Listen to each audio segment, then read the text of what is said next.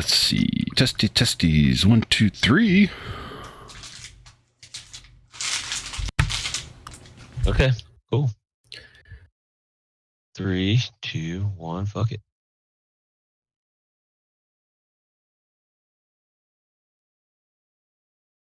All right, cool. We're live. What's going on, everybody? Welcome to Dungeons and Dumbasses. I am your Dungeon Master. It's Rock Robster, and right now we're with 4 of the players. We will have our 5th and 6th showing up very shortly, at least we hope. But let's start with what we have here. Starting at the top of the right-hand side of the screen there, we got Spliff Sparkheart. Oh, it's the first time you've actually called me first. What's up? Yeah, usually I'm reading off of a pre-written thing, and I decided just to wing it today. I feel good. I'm in a good mood. Oh, you decided not to use AI? Yeah, pretty much. I'm going to save it for work. Work in school, baby. No comment. No comment. Right below Spliff, the resident rogue of the round table, Jiggy. I'm going to pick them pockets this game. Yeah. I always appreciate your Kratos cosplay every week. I mean, I could go shirtless like he does, but, you know. I mean, I'm sure there's an audience for that, man. It might get us some good views. You'll just make me thirsty for milk. Below him, Falcus Neptune. What's up? I'm eating wings, shrimp, and fries, so let's turn this D&D session into a mukbang and get weird. I'm with it. And finally... If you start smearing your chest in fucking wing sauce, I'm out. Whoa, hold on. I think I am live on TikTok, so there's definitely an audience for that one. So... I was referencing Nikocado Avocado, man. That dude's fucking loony. We could do, I'm sure we could get somebody to follow up and all of a sudden Falcus has a fucking stalker. Like, Falcus is my favorite. I love him. And finally, Vessi Gentura. I'm down for the bang part of that muck. Bang.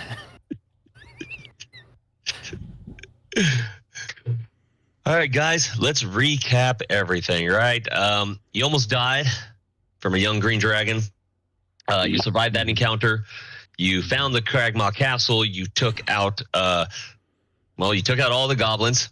You took out the bugbear. You found Gundren, the young dwarf that had hired you to help him guide and protect some precious equipment and valuables into the town of Phandalin. You found Sildar Hallwinter's equipment at the castle. And with that, also, you guys did uncover the location of the Wave Echo Cave, where throughout your whole story, your adventure, you were told to, hey, you were warned about the Black Spider who had sent everybody after you and after Gundren to kind of keep anybody from finding this cave because he wanted all the power to himself.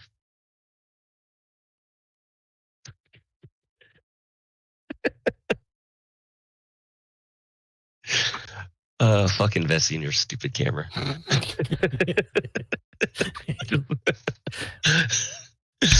Make him go down the elevator or the escalator.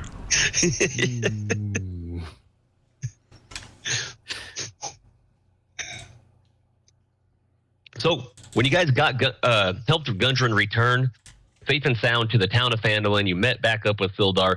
Gundren did give you guys all some gold. And he also promised you 10% of the take from the mine once it gets back up and operational.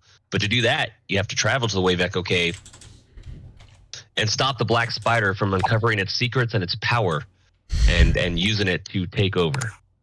With the waves, they sound like echoes. Yeah. Echo Cave. So let's go ahead and set you guys up here. Yeah, did we end up stopping at the end to finish up the session last time? No. We just pulled in, got our gold, and it was go fuck off time? No, we did, and then we leveled. Yeah, you guys leveled up. We went to our spot, the place you bought. I leveled up in my bed, so at the end. We still got a lot of money to save up for that. I leveled up all over that fucking room. Oh, yeah, while we were doing the long rest and shit, leveled, We're not getting our deposit back. That's what I'm saying. I summoned my imp, my familiar, in my Did room. you? Yeah. Did you really do that? Yeah, I did. He summoned his imp. Yeah, I don't want to know what kind of. We're keep definitely not getting you our keep your deposit back. fucking imp to yourself. Yeah, that's what he's doing. Yeah, your imp is Yep. He tucks him away until he's needed. Yeah, there's a reason why we don't talk to his imp. He transferred into spider in my pocket. He's got stories. all right. Let's go ahead and get this started. Does your imp talk, by the way? Does kill me? Ooh. And it's like Alien, where it's just smeared with shit all over his face. Like, help me! Call the police. No, it's D&D. Call the constable. Yeah. Call the guard watch. Please kill me. Bring a paladin. Yeah, it's I can't even fart anymore. yeah. It just falls out. Here I'm trying to make, team better, and you guys are assholes. You're the one who's like, I'm gonna conjure it all alone by myself in my room. Well, I'm not gonna waste an hour out here waiting.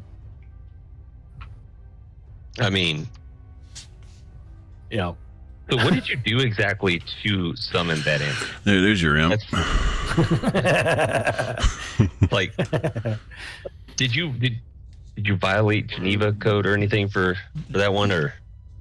No, not yet. No, that's for when I figure out how to summon other things. That's when shit's gonna get real weird with it. Yikes. Okay. Yeah. So, Convention about I'm Are we supposed to be seeing a map of some kind or anything? yeah, you should probably scroll down and to your left, sir. I see. All right. I was doing So, up and to the as left. so you guys make your way to the location of the Echo Cave that was kind of keyed on the map that you had retrieved when you rescued Gundren, right? So you're now coming to the entrance, and this entrance tunnel, like when you walk in, leads to this large natural cavern that you notice is out in the front. As you're walking in, you guys can look around and it's completely dark, so you're definitely using your dark vision is coming into play here. But the walls That's are racist. made of stone, and they appear to be very thick. And as you're walking, you notice that all the floors are made of smooth natural stone, so it's not a rough terrain at all. And on top of that, as soon as you enter, the ceiling right here is about 10 feet high, so call it higher for some people, and it's just got this cold, damp, drafty like feel to it, right? So it's just It's a cave. there's driplets and trickles of water, droplets I should say, and trickles of water that are kind of like just dripping down the sides. It's a lot of condensation everywhere. There is a noticeable breeze that's blowing like from behind you, basically being sucked into the cave. And there's a rhythmic thunder, like there's just a rhythmic thunder of pounding waves echoing throughout it as you walk in, like just every so often, about 2 minutes apart. As you're standing at the entrance, you can kind of hear the crash of waves against the wall. Okay. Is there any reason why we should have a torch for anybody? Does anybody need a torch for light? No. Everybody I has don't- dark vision, right? They I, should. I think only peasants need that kind of stuff. I'm asking if there's any peasants in the group. Yeah, I was wondering if you were a peasant.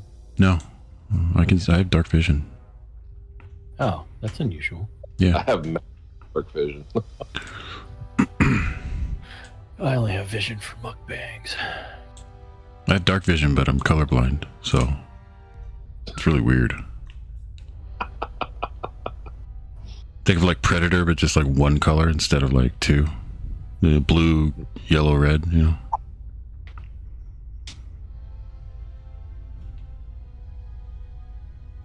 Okay, so you guys, Feet.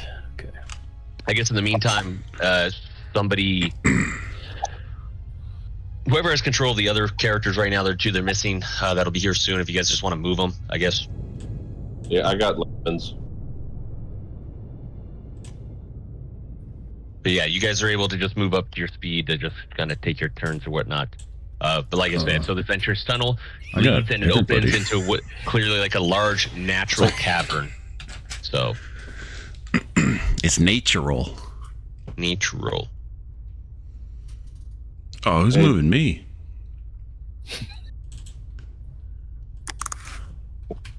Nobody. Wait, so all of us can move all of it? Oh, that's just great, DM. No, I No, can you guys shouldn't just be able move to all your do it. character. Oh, that's cool. Oh, that makes me feel so much better. All right. Do we want to support, or are we gonna just walk loud and proud? I want to walk as stealthy as I possibly can. Yeah, me as Well- well. My imp has a flying speed of 40 feet, and it has invisibility. I can't wait to kill that thing off. Good luck. What's Yep. your imp's name? Gary, And it G can Imp. shape change too. If your imp's name is Impelstiltskin. That would be awesome. His imp's name is Implications. No, Gimp. It's what? His name's Gimp. Oh, Gimp. Yeah, Gary Imp. It's just Imp Gimp for short. Oh, I was just I making get a joke. So, okay, so Falkus, you're moving up, right? You can see that the this natural cavern looks to be supported by a pillar of rock. Call him Rumple Tumpkins.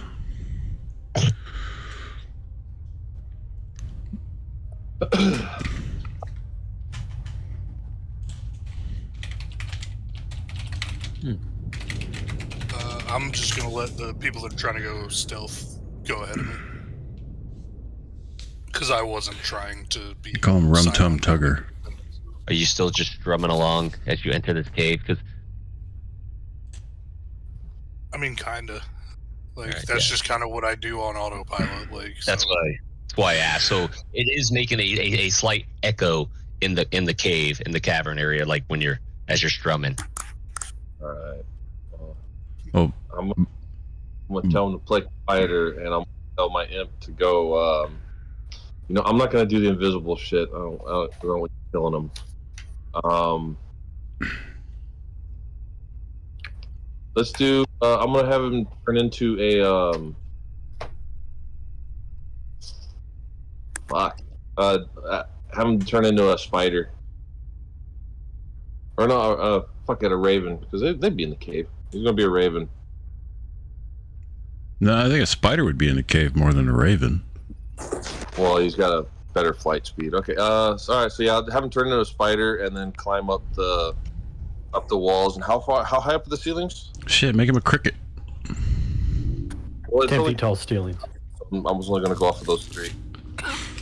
Make him a hot air, like a little fucking kid's party balloon.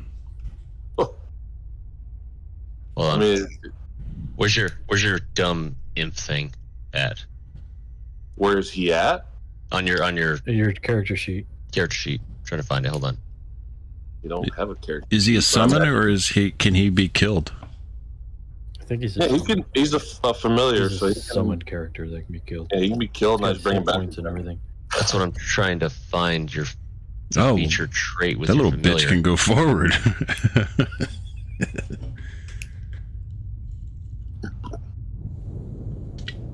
Learn the behind the film area. It doesn't get. You should do every time he dies, like one of his limbs withers and dies. You can just be like in was it Lethal Weapon 3, just wearing a sign that I hate orcs. No, that was Live Free or Die Hard. No, that's right. It was Which one was it? One. Isn't it the third Die Hard? I think that was the third one. Yeah, but it wasn't called. Yeah, Live Free or Die Hard. Yeah, I hate orcs. Okay, yeah. So you're gonna. So Samuel Jackson, Die Hard with a Vengeance. let me ask you a question real quick with this. Are you You already casted it like before? You already did the ritual to bring your familiar. Yeah, he did that. He did it in the end. In the end. Yeah. Okay.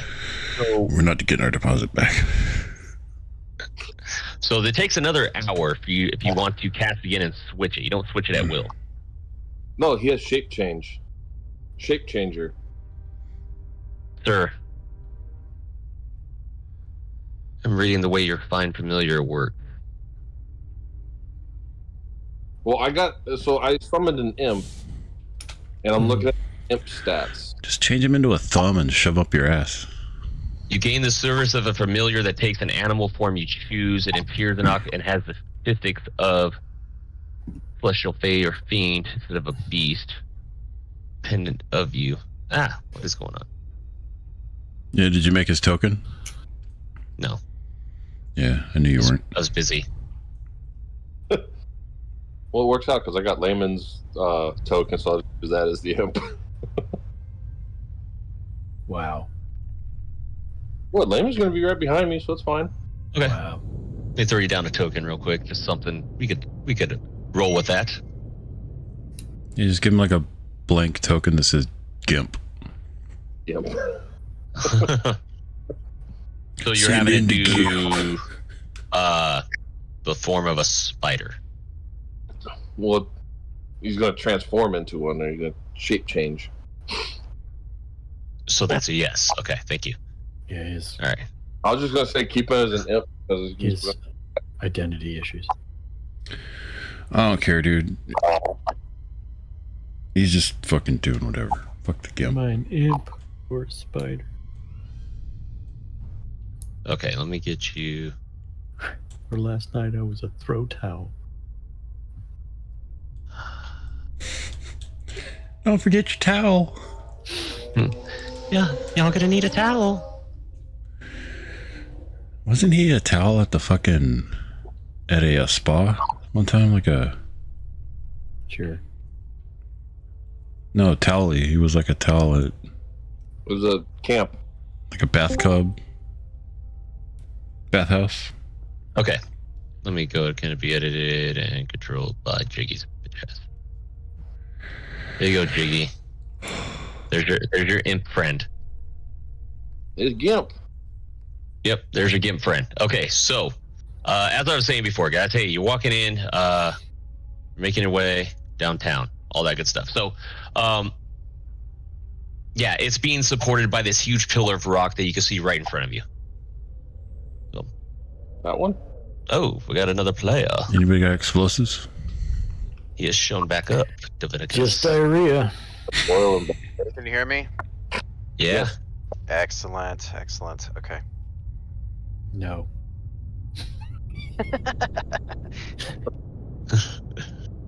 Go ahead and throw that camera on there, sir. Yep. You get a chance. One. So Yeah. what I was telling them, everybody, what I was telling them is the tunnels are all about 10 feet high. It's a mine that's cold, damp, and drafty with a noticeable breeze that's kind of flowing behind you. And there's a sound of like a rhythmic thunder pounding waves just echo throughout the mine. They're loud enough to make the smooth stone flooring underneath you kind of underfoot kind of vibrate. And they come about 2 minutes apart, growing louder as you walk in. So Okay. yep. All right. Faint Central tunnel whispers leads of an into a orgy large further natural down. cabin supported by a pillar of rock. You guys are free to walk and move and do all your good stuff. Well, we're going stealthy, right? Do you want? At least I think there's a couple of us were. I am not. No, I'm not quite interested in that because somebody's strumming, and I mean, you can see if you're going to tiptoe through it, but with Jiggy told me to shut the fuck up, so I'll stop. okay, Like, all right, then go ahead and roll that stealth. All right, So the spider, he's gonna crawl on the ceiling. He's +4 to stealth.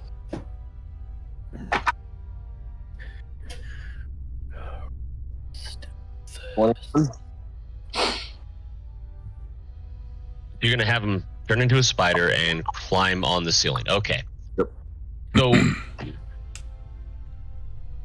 yeah, so you open up, you go up in here. He climbs up on the ceiling, and he's just a spider walking around on the ceiling, around and between and through numerous stalagmites. So I'm gonna be Or stalactites, sorry. I'm gonna be looking through his eyes, through his senses. With my, I can't see. The spider doesn't have a camera. So do you want me to just put my character there so I can see? Okay. Like he's there. I'm putting here so I can see real quick. Well, why don't you move it back and let me set this up for you, sir? There's Go ahead. that. Go ahead. Move, Why don't you- move back. Hold on. Move there. Got it. Nope, hold on. Let me see if I can set this to visions on night vision. That should do that. Perfect. Yep. Okay, so in the western part of this cave, behind that pillar, through your imp's eyes, you see there's 3 bedrolls and what looks to be a bunch of supplies next to it. So like right about here. Yeah, so right on the other side. Yeah. Okay. And Good. no, I was gonna say, and then obviously you have besides that rock pillar are about 3 giant stalagmites. All right. I'm gonna tell the guys.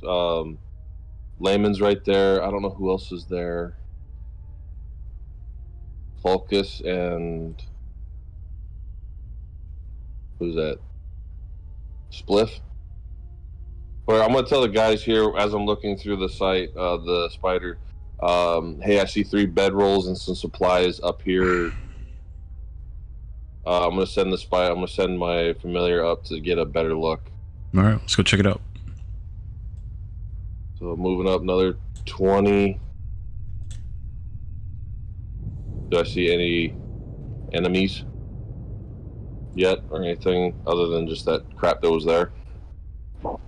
Okay, so what your imp does see as you move it up, let me go ahead and so around here, like you're just getting a better look, a better sight of what's near the bedrolls.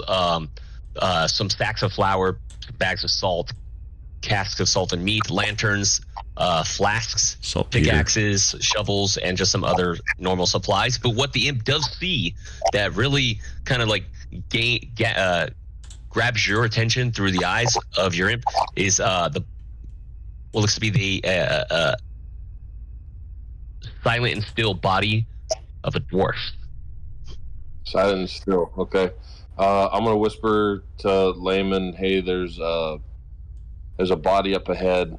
Let's go check it out. And then I'm gonna cut my connection, the visual connection with my imp, and me and Layman and I guess Spliff are gonna creep up there. Oh shit! Now I gotta change this one now because Layman's in as well.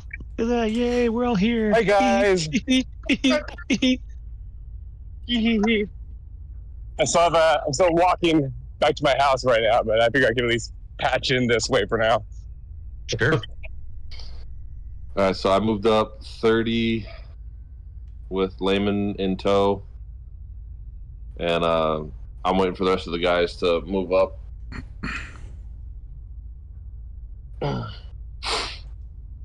Yeah. So as everybody's moving up, right, on the other side of this giant pillar, you guys are kind of you're seeing the 3 bedrolls as well and all the supplies.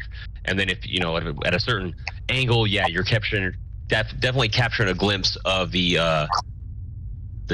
still silent dwarven body. Where is he? Alright, well, I'm moving up. Yeah, basically, yeah. I should draw it just so you guys have a better. Yeah, because I Yeah, want so to. just about right there. Oh, Okay, right there. So yeah, I'm gonna check out the dwarf body, see what I can discern or find. I'm gonna keep on the Okay. lookout. Yeah. I'm just gonna keep alert while Yeah. and looking around while he investigates the body. Got my Quiet, crossbow. you. Got my crossbow going, ready to twang on some fools. All right. So give me So? an investigation there, Jiggy. Yes, sir. 1 sec. Ooh, fuck yeah, and I'm proficient with it. All right. That don't mean shit. 30-20. Okay. So you're looking over the body. First of all, the one thing you notice real quick is that there's no life in this body. This dwarf is dead. What you're also noticing is that the dwarf shares a lot of facial similarities to Gundren. Oh no. Can I tell how long this dwarf's been dead? Is Gundren with us, or did he stayed back? He stayed back. Okay. So, I don't know how long. You this don't want guy's to been- check his temperature?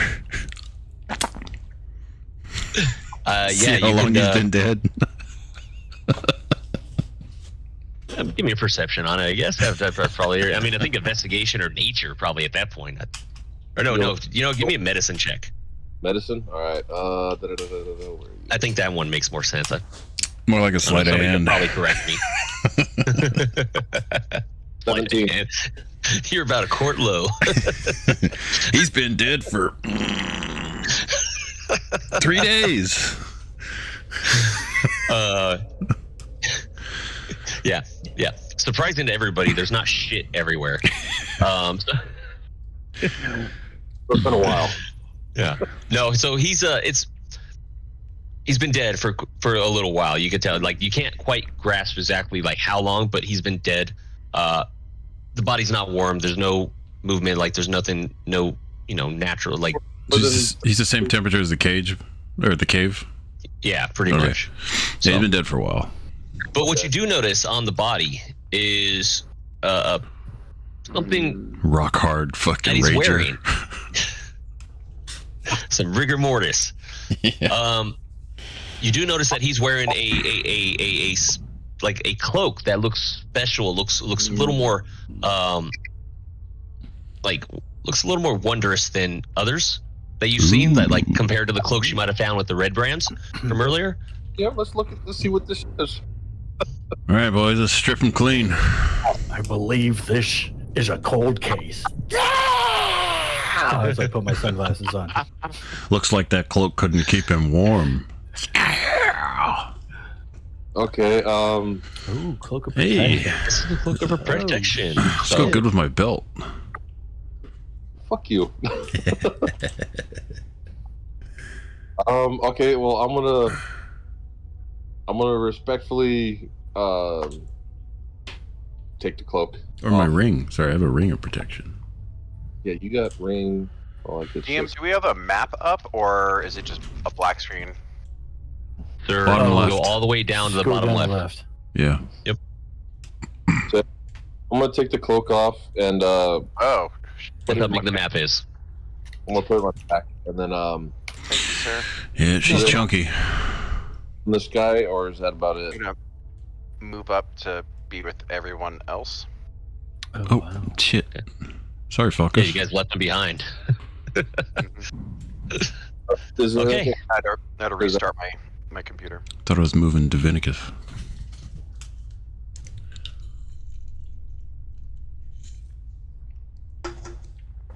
Okay, so yeah, so you guys are finding. So on top of that, you notice that the northeastern section of the cavern has collapsed.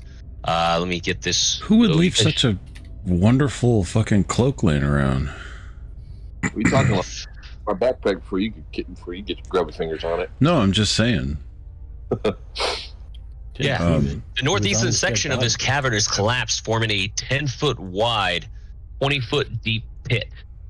You do see pretty easily that there is a what looks to be pretty sturdy hemp rope tied around this stalagmite right here, and it's dangling into the pit. Ooh. I All right. And then you clearly see at the bottom, as you move up to the edge, you I notice sense some there is bullshittery at foot. a silent and still body of a goblin, but not just any goblin. It looks like one of those the goblins with the elongated skull and green streaks on its skin that you've noticed before. Did it collapse on top of him, or did it look like he fell with the collapse?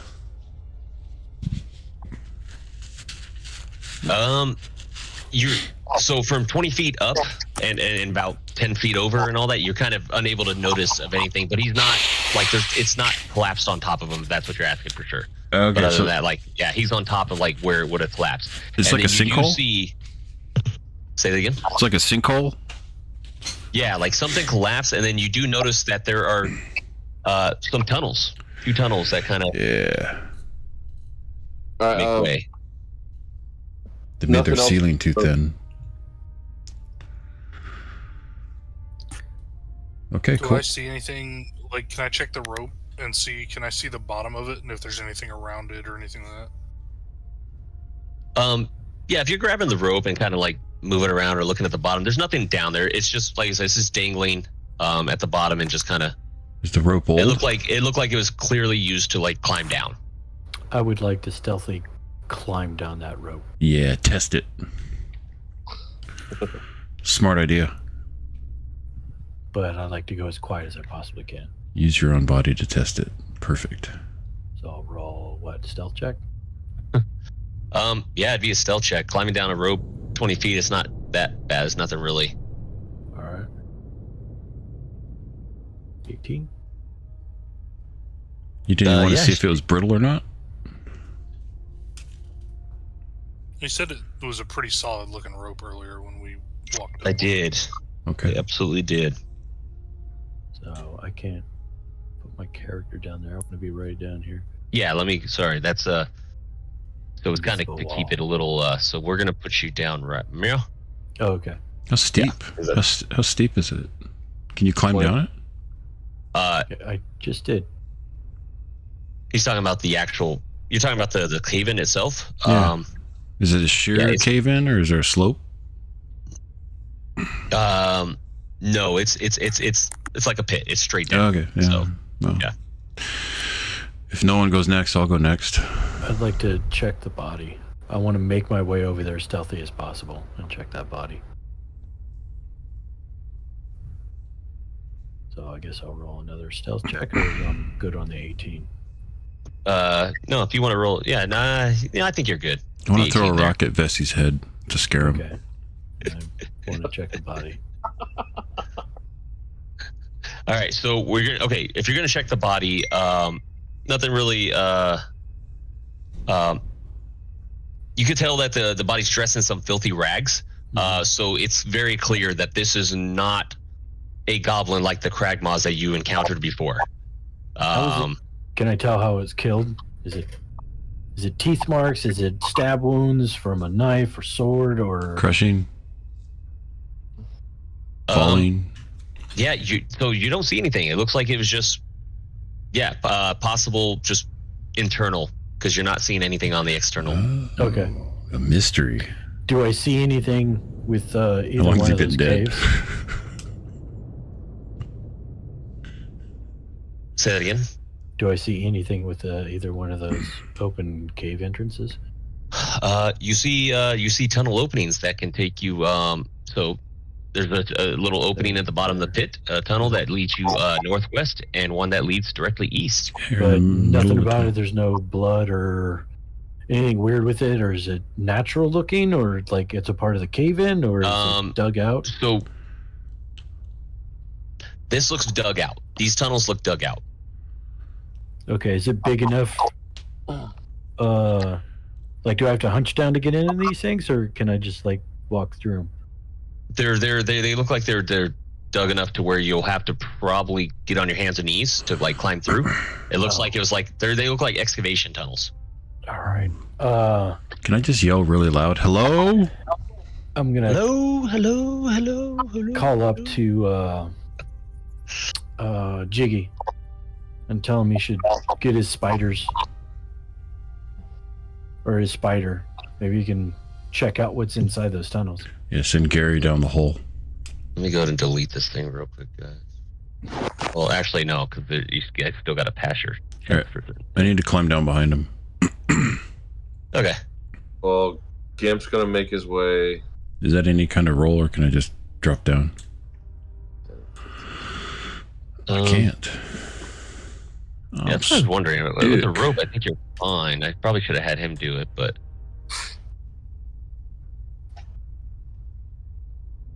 well, it's like a strength check. I don't know. More athletics. Either way. Well, I'm gonna. yeah, I think cover with the up- rope, I think it's with it. I think it just lowers everything. Yeah, so you're gonna climb down, just no problem. All right. So, yeah. All right, I'm gonna cover up this dwarf with one of the wraps, and I'm gonna make my way over to the rope with where everyone's at. You're gonna take his ear, take it back to his brother, and be like, "Is this your brother's ear?" Well, I'm gonna take it back to see if, because he looks like Gundren. I'm gonna say, "Hey, do you know this guy?" Closure, you know. He's like, "Where's his cloak?" He's like, "Hey, he didn't have it on him at the time, so What are you talking about? I don't know what you're talking about." Yeah. That cloak was given to me by her mother. Check out this new accessory I just got. Just found it. It's cray. Cray how that happened. All right, so the spider's still on the ceiling, so he's just gonna crawl over to this entrance on the top, and then climb down the wall to go in. I'm gonna be using. I'm gonna peek down that way. I'm gonna climb down the rope. Yeah, give me athletics. Pretty sure that's what it's supposed to be. A spider? Fuck. Just throw it. Cheers, fellas. In action now. 17 muchacho. for athletics. Yeah, you're getting down just fine right there. So there's there. Yeah, because this is 20 feet. Yeah, the rope just drops the DC a little bit. So okay, real quick before we cut it off. So Layman Sturms has joined the party. Just so you know, Layman, they have you guys have made your way to the Echo Cave, the Wave Echo Cave. What's happened is, so this place is just booming. The sound of like waves boom in the background and everything, like every 2 minutes, which kind of shakes the floor underneath you. On top of that, you guys have what's the word I was looking for? This one. So everything's dark, damp. There's a breeze that's like kind of blowing behind you, like It's a cave. constantly. We hear the wave Basically echoes. cave. They found the body of a dwarf that has like the same kind of qualities, facial recognition or facial construction of Gundren. So, and then In other words, they he found, ugly. yeah, cloak of protection on him, which they took He off. ain't got no alibi. And yeah, so that's where we're at. And then also there's a 20-foot pit with this goblin that doesn't look like the Kragmaws you guys just eliminated from the castle. He's got like elongated skull. So basically, like, think Beetlejuice, and like not Beetlejuice himself, but from the movie. The And then dwarf? green streaks on its skin. The goblin. Sweet. Down in the pit. No, Beetlejuice the dwarf. Oh shit, son! I'll go and take my No. movement to just bring myself up with Divinicus and Falcus here. Let me see if I can find you guys what I'm talking about. A handout for these goblins. What you see the body. Just a quick reminder. Appreciated. Like, do they look like the headbanding tribes where they bind their head when they're young? Do they get like this? So I want to go Oh. down in the pit, but I can't go through that wall for some reason. Yeah, Yeah. DM's got to do it. So that's what a normal goblin would look like, right? That's what you eliminated at the Cragmaw Castle, and They're like you were Stewie. ambushed right in the beginning. And this is kind of what you see at the bottom and what you've encountered elsewhere. So, see, the skull's a little more elongated. It's got the green streaks all over its skin. So, Yeah. They're evil goblins. Yeah, it looks like That's a glowing goblin, like for like a zombie or the ghouls that fall out. They're the more Jewish goblins. yeah, exactly. Shang Tsung Goblin. They're Falcus. Falcus, can I get an athletics check? Athletics. Yeah. The DC is really easy on this, but there's the off chance of some hilarity, and so that's what we like. Yeah, we like laughing at people falling. Okay, I was like, I clicked it. I don't know when it's gonna. That is a dirty 20. All right, let me get you down there. Oh, Yes, wow. it is. It's not a D&D week unless one of us is having issues with this fucking thing.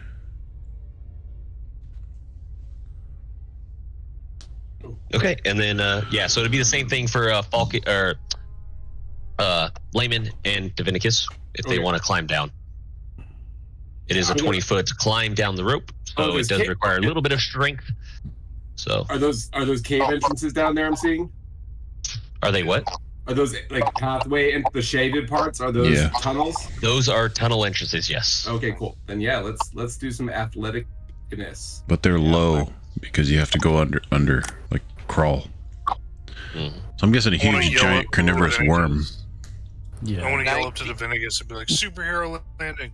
Do a superhero landing. I mean, it is I did roll a 19 plus what'd you say? It's athletics. So it's like So 25. or something. 25. 25. Yeah. So superhero landing, we're just- I'll land Avenger 3-point stance and then look up and be like, I got you. Do you flip your hair like Black Widow? When Yeah, you like Black Widow. That's exactly what you I got the long hair. It's Man, look at perfect. the butt on that paladin. Whew. Yeah.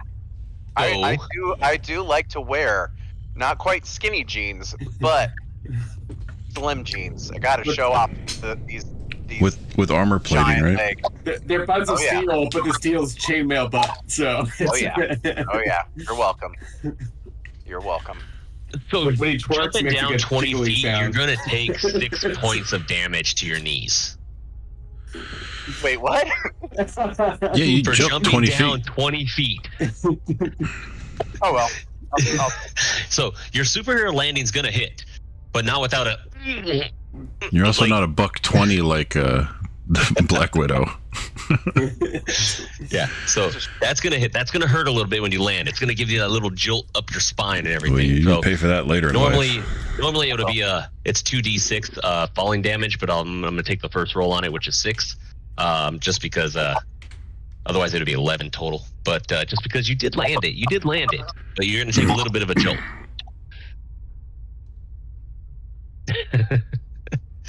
All right, and then now, so you guys are in the pit. You're seeing the dead goblin. This place is completely, you can tell that it was caved in. The walls of this pit that you're in are not like the rest of the roughly hewn stone walls. These are just, it clearly looks like the rocks and everything had fallen, like the stone and everything. I am assuming, based on where you're actually at, you are headed to the east. No, I just wanted to look down that tunnel, see if I could see anything. Okay. And then I think the spider was going to look at the other one. And you said there was nothing on Road True Junior. sight. I have true sight is for 120 feet. So if you guys want me to take a look. Let me go ahead and do something there. And then- So because for some reason it's not going to work this way, I can't get it to, it's not like the same way it was at the thing. So I'm just going to, so that's kind of what you see up there. Oh, You just okay. see a big opening through the tunnel. I got you. You see it goes like, it opens up a little larger as you're looking through, you're peering through and all that. You're on your hands and knees ducking under, peering through the tunnel. You see it opens up, a lot of stalactites on the ceiling. And then you do see that there's a path that goes north. As for Jiggy and his way, you see that it opens up to like again a path going north, kind of northwest, as well as a path going west and east up that way. All right, I'm gonna have the spider move up so I can get better viewage. Okay, give me a second with that. Hold on. Let me figure out what's going on.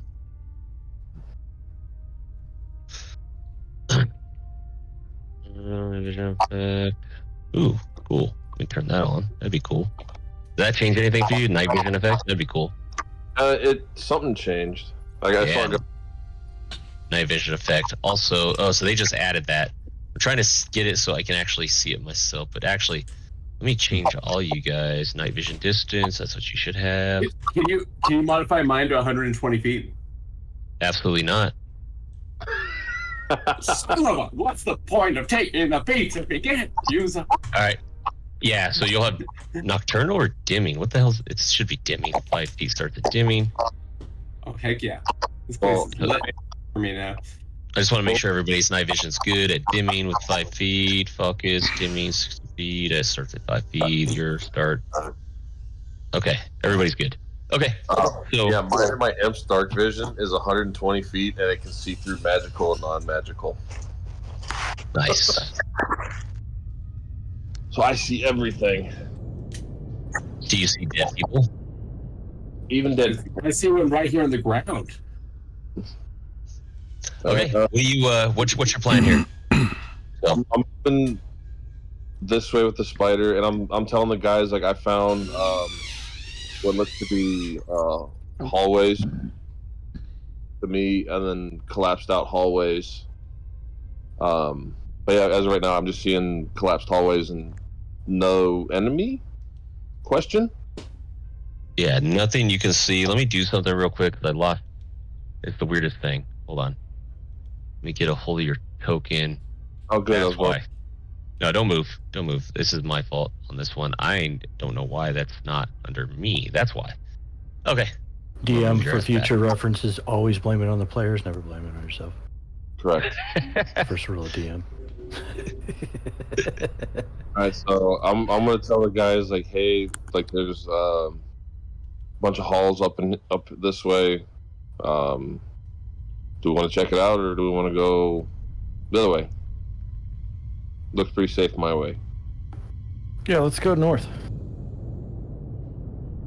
All right. Okay. So, just so you're all aware, at this point, when you guys move through this area, I just want to make you all aware. You're going to move in rounds and turns, like your movement speed, right? It's not going to be, obviously, it'll be free in a sense, but we're not going to just go whoop, whoop, whoop, just heads up. Okay. Sound like a time. Yeah. Movement. So we're following Jiggy through the western tunnel, the northwest tunnel? Okay, I will move. Yep. So, let's see, Jiggy, where you at? So, 5, 10, and then you have the rest of your movement right here? 15, 20, 25, 30. Got it. All right, I'm moving up this way because that's the way I was going with the spider. Okay. I'll follow close behind Jiggy if you want to pop me over when he's done. DM. Okay, 5, 10, 15. You can start right there. 5, 10, 15. Start right there. 20, 25. See if there's a crack. I turn to Jiggy and I kind of point, like, which way do you want me to take a look? Pointing at the two tunnels to the north of us. 15 right there. Down, 10, like 15 right there. way. Say it again. Okay, yeah. Yeah, just put you right there. I have this pathway right now. Pretty good. So I'm going to be looking down this tunnel right here. That's my full movement, all 45 feet of it.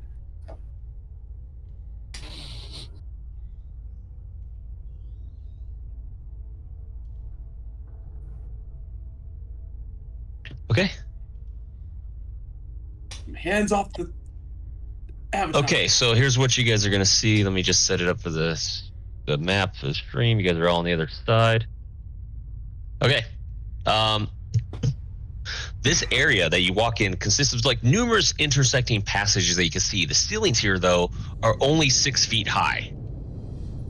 Oh, shit. So if you're taller, you're hunching, which does put you at a slight disadvantage. of being able to notice, your surroundings a little bit. So this and several of these passages that you can see, like in front of you, behind you, everything, and in what looks to be partially excavated rock faces. So, what's the penalty if you're over 6 feet? There's a disadvantage on perception. Huh? And yeah. All right, because my character is 6'1". Oh yeah, so you're hitting your head. You're basically like this. You're looking like boredom from inside out. So I hope you bump your head. Vinicus is definitely coaching. Like, you I guys think are like 6'6" or something like that. See, I'm 5'9", so I'm just. I'm exactly 6 feet tall. So you're like scraping the top of your head or whatever. Yeah, I'm like turtling. I'm like turtling to like keep the clearance. Like, are you wearing like a slash top hat or anything that would? If anyone's wearing No. it's a spliff. And thankfully, my ears go back; they don't go straight up, so I'm not scraping them on the. Nice. Okay. Yeah. So you guys. So when you think about that, so 6'1". you're basically kind of walking like this. Like if you're tall enough, right? You're gonna hunch down, make sure you got your. I'm assuming, make sure you got that clearance. But yeah, if you're too tall, but if you're short enough, if you're under 6 feet, like with enough clearance, you're walking just fine. All right. I'm gonna send the spider up the passageway here to right there, and I'm seeing through his eyes while I'm right here, chilling out. Okay, so he is going to. So you're going to send that spider up, and he's going to see that this place, this little, it kind of opens almost into like a whole maze of tunnels. Like, again, the walls are just all made out of hewn stones, so they're all intact for the most part, unless they're the sections that are falling apart. Right. But what you see is just utter emptiness, just emptiness. It's almost eerie. Okay. And then with that, and then the rest of the party, I mean, I'm not going to ask in turn, but you guys are free to do what you want on this round for your. Is it empty like my soul? Easy on the emo shit, man. So I'm sorry, you saying that I can move again if I need to, or no? Well, the rest of the party's going to move or choose to do whatever they need to do. Yeah. Gotcha. Okay. Making I sure. think this is just chilling, waiting on whatever. I have moved. Hey, just from a story perspective, because I wasn't there for the ending of the last session, and before coming into this one, we had gone back to town, and had we gone back to a town somewhere to rest up, or did we just? You, as a group, escorted Gundren back to Phandalin and rested up where you all leveled to level 4. Yep, I took care of that part. I just wasn't sure the backstory of what had actually occurred in there. He gave you all some gold. Cool. And then also said, by the way, there's more where this shit came from. And a blood. You guys take care of this and stop the black spider, and we can get the Wave Echo Cave up and running again, the whole mining cave. He offered the group 10% of future earnings of the cave. Sweet, cool, thank you. Just from an aesthetics perspective, while in town, I kind of repurposed some of my clothing and developed more of a dark hood. And my if you go Robin Hood on me, I'm going to make fun of you so much. It's very dark. It's gray tones. It's one of the new LED ones. If you're going Batman, I'm also going to make fun of you. And my eyes have taken on a rather kind of like a milky red look to them now. Okay.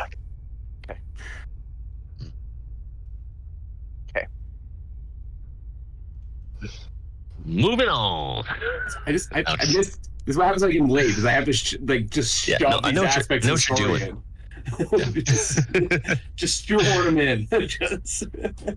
Okay. Yeah. So you guys. So your little imp spider looking creature can move up, and Falcus or Layman, I'm sorry, you can continue to move on your turn if that's the way you're headed. But yeah, this is just like a whole weird like tunnel system in this cave. So But it's not excavated tunnels. It's all built. It was all meant this way. They're all about every section 6 feet high. It's still damp. You still feel that breeze coming through that tunnel. So it's, sound on top of the sound of the waves every 2 minutes, just shaking the floor as you're on. Okay. So I'll go ahead and I'm gonna call back to the guys and be like, I'm like not super loud, but just enough that they can hopefully hear me, and then just be like, hey, I see some more intersections up ahead. I'm gonna go just take a peek. So 5, 10, 15, 20, 25, 30, 35. And I'll just go right there. I'm like, it just keeps branching off. yeah, it just keeps opening up. And now Vessi and everybody, you're continue to make your choices there. I see Vessi kind of falling behind a little bit. No, I wanted to keep eyes on Lehman Stern, just in the hallway, so I can message back in case I see something weird happen. I'm just calm. It's just more openings, but more turns coming up. There's one big straightaway up ahead, but even that seems to break off into some turns. So we're gonna need to make some decisions soon. I don't particularly want to split the party, personally. Well, I don't either. I was just going to stay here and send my imp up the way to scout ahead, and then once I'm done scouting, just get my vision back and then head. Then we start heading that way because the path would be clear, essentially. Prefer that. Or as long as somebody can guide me through the tunnels after we pass through, I mean, move forward as we're clearing. I'll call back. I'm like, do you guys want me to come back or? No, I mean, he's just gonna send his character up there, and then we can go this. Yeah, we shouldn't split. DM, there's nothing here or here. Just two caves. So Vessi, as you move in, yeah, this is one of those just sections of the cave that's just been completely excavated. Just the rocks are just heaps and piles of rubble. I don't see anything else, just rubble. Just the rubble. All right, well, Rubble. Not of the Barney variety. I'll call Imp back to me, and we'll head up towards Layman's Way. So I want the spider is going to be on my shoulder, so him. Yeah, so it's not a giant spider; it's a spider. Right. So I'll bite you. let me make sure I get those stats ready. Why? He's not going anywhere off of me if we say shit. Cool. 1 hit point. Just checking. Yeah, I hope it bites you and gives you chlamydia. But it's spider chlamydia. It's different. So I have powers. Yeah, your arm's falling off from radiation poisoning. It reminds me of that old Spoderman cartoon strip where he's like, "Ooh, look, a spider," and it bites him. He's like, "Ooh, maybe I'll become Spider-Man." He's like, "Nope, it's cancer." It's Spoderman, man. All right, so Spoderman, man. Okay, so you guys are just turning about and you're following Layman, who, again, Layman, you found another little crumbled, collapsed passage full of rock and rubble. Yeah, I just found that there's a fork here stuck in the road, and so there is a fork. You can either go north or south. I would like to check to see if I can see any traps or any depression plates or anything weird. Ooh, good idea. Give me a perception check. All right. Kind of don't want to. So when you don't find it, you're like, well, I was looking, but no. 15. Yeah, so the floors look super smooth, super clear. Obviously aside from some dust, super smooth. Yeah, you don't see anything on the floor, any plates, anything that's out of the ordinary. All right. Nothing on the walls. No hidden doors or anything like that. Just dust. Cracks. So with the perception, you're not seeing anything At all. out of the ordinary, unusual. Okay. Cool. Yep. Are we doing stealthy? Or are we just walking? I'll go ahead. I'm as for my whole process right now is because nobody else seems to be trying to be stealthy. I've just been walking. I mean, I'm not making an attempt to be stealthy, but I'm also not making an attempt to be loud. I'm just walking and looking and Well, watching my footing. I'm gonna Oh, keep banging going the with ladle my on a stealth pan. checks. I keep catching myself like my hands moving towards my loot, but then I like look at Jiggy real quick and I like stop. And I don't do it. But it's getting harder and harder. Like my hands keep getting closer each time. So I guess you could say that Jiggy is keeping you from getting jiggy with it. That's right. Sure. All right, that's enough. I quit. That was the straw that broke the camel's back. Oh man, I'm gonna go ahead and I tell you guys, I'm like, let's just go see what's going on with this eastern passage here that Bessie's kind of already near, and I'm just gonna run with my passive perception. So I'm not looking for details. I'm just kind of keeping a general awareness of my surrounding as I go. What is your passive? 16. Okay, thank you. Oh. 2, 3, 4, 5, 6. So that's 30 feet. I go. This one's more interesting. It looks like dedicated hallways over here. Like this seems a much more intentionally crafted space over here.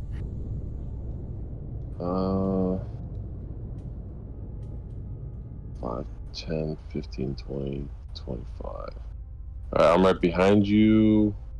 Okay, Bessie, what is you're on perception? You just rolled a 15, and then the imp's perception. I need the passive, please. My passive is 16, by the way. 16? Okay. Bessie. Passive perception for the imp is 11, and mine is 15. Well, you're not there. It's the imp. Okay. No, I'm there. It's on my shoulder. I'm with. So you're walking with it. Okay, so so then luckily for you guys, there's no surprise here. But it is a little bit of a shock when you turn the corner, you round the corner, and from out of the darkness, out of the shadows, you see this. Oh, let me actually. Some crazy looking naked man running towards us. That's okay. Oh, an ochre jelly. Looks like Oogie Boogie or whatever. It's made of Yeah, ochre? so basically kind of looking like, that was a cool player art handout. This is the character handout, the creature, but that other one was cool. It actually kind of shows you what the tunnels look like. So like what That's you can cool. kind of like look at it and kind of understand, right? Hell yeah. We're gonna fight some KY. Yeah, the Stone. For the record, player art for the win on that one. What's up? So the player art is the winner of those two artworks. Yeah, 100%. So now we will be in a turn order. Go ahead and What? add it, sirs. Add your initiative. Y'all are fighting KY. Ooh, you got lucky. You might actually. Yep. Does this thing actually count as Yeah, a... that'll do. Oh, hello. What the fuck? Oh, Okay. I gotta add you guys. Shit. Does that mean we get to roll again since you didn't add us? No, you just put them in there. Oh, all right, fine. Fuck. Come here. I still sometimes remember like Forge, even though it's hard to like convert. Forge is like it automatically added it regardless if you rolled. So I thought that was cool. Okay, Bessie. Hey, if my deity's known as the Lord of Slimes, would that help me out in this situation or no? No, that's a jelly. Ooh, Is it, no. Yeah, this is jelly. It Yeah. just means you're really good at Slime Lord is jelly of what you're about to deal with. Yeah, it just means that you can hock Tui better than anybody else. Spit on that thing. You're gonna hock to it. She's America's sweetheart. Well, the worshippers are drow, oozes, and jelly. Hey, she says she's going to be donating a lot of her shit. I have a lot of respect for that person as a human being. So She went to an animal rescue and gave a bunch of food and everything. yeah, I don't care. I don't care about her 15-minute whatever. I have a lot of respect for her as a person. Yeah, because She's she better hooked than toes all on the that. people who are Fuck trying to it. That's all I capitalize needed. on being like her now. She's Yeah. way better than them. She's taking advantage of her 15 minutes of fame to do actually good shit, which is Yeah. nice to. So rare. It's a nice change, right? She had me Yeah, at so- to it. I don't know. Yeah, so this is one of those rare instances where you're like, okay, yeah, I hope your 15 minutes last longer. So That's what my wife says. Oh my god! I just took a drink and I almost spit it out. Wait, are have, you- what? 5 kids? Like, come on! You should have some better stamina than that.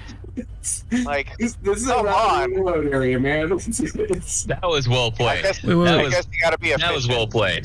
That was fantastic. You're the slime Yeah, lord?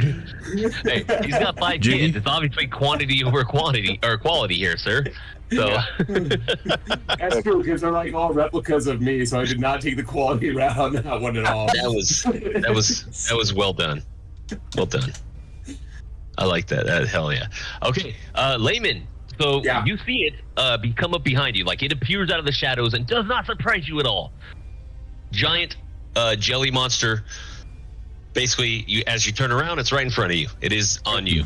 All right, I go, hey guys, we got trouble. I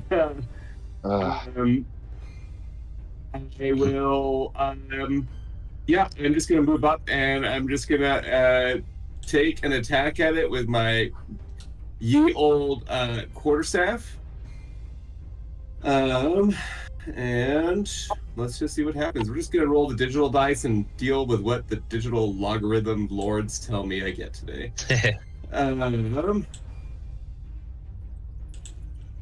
That's not bad. 15. One second. Let me double check. On a 15, 15 will clearly penetrate its natural oozy armor and jelly All armor. right. So damage is. It takes 8 points of bludgeoning damage, and then I'll follow up with an unarmed strike as I try and like kick it, for lack of a better idea. Oh, don't do that. What was the first 8 damage. bludgeoning, slashing, Bludgeoning. Sorry, yeah. bludgeoning? Okay, thank you. And then so it's not rolling.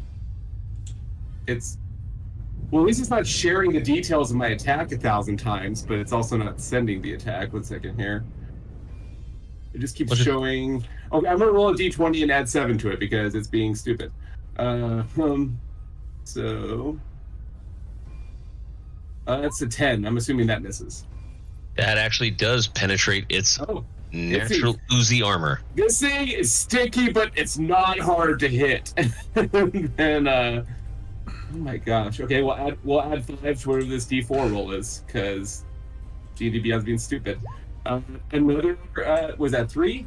So that's another 8 points of bludgeoning damage as I try and kick it away from me. Okay. And puts it on Divinicus at that point. I rolled a 14 plus 6 for the Talon Longsword, so obviously I'll be moving up to about here. Are you throwing it at it? Like, what's going on here? Whack. Gonna whack at it. Well, whack fuck. Yep. And then I'm gonna cast with that searing. You know what? I don't want to actually use any spells because I have no idea what's going to be in here. So we'll just go with the whatchamacallit, which is a D8. That's not a D8. Is That's your also not a the D8. talon damage? Yeah, just the talon damage. So D8 plus 7. 7 plus 7, 14. For 14 damage, huh? Okay. Oh yeah, actually, What it kind was of a hit? 21 hit. Apparently, my And with the leveling talon, up- that's slashing, right? Or is it piercing? Or I don't know. That's a good question because I had to put it in manually. Longsword. It's sorry. Ignore that roll that just went Longsword, I through. think, is slashing. it is slashing long swords. Okay. Good to know. Yeah, and then I'll just stay right there. By the way, as a feat, I took Shield Master. So, in the future, I can do some cool stuff with that. So as you attack, and that you said it was for 14 damage, right? Yes, sir. Perfect. As you attack with your longsword, Smaller. you cut through the jelly, which And that brings a second. Fantastic. I had a feeling. So let me go ahead and roll this initiative. Oh, Okay. won't matter. So that's going to actually put them right next to each other. Okay, it's on Falcus. Now there's two. As I'll call it back, I'm like, hitting it seems fine. Apparently, jelly divides when you cut it.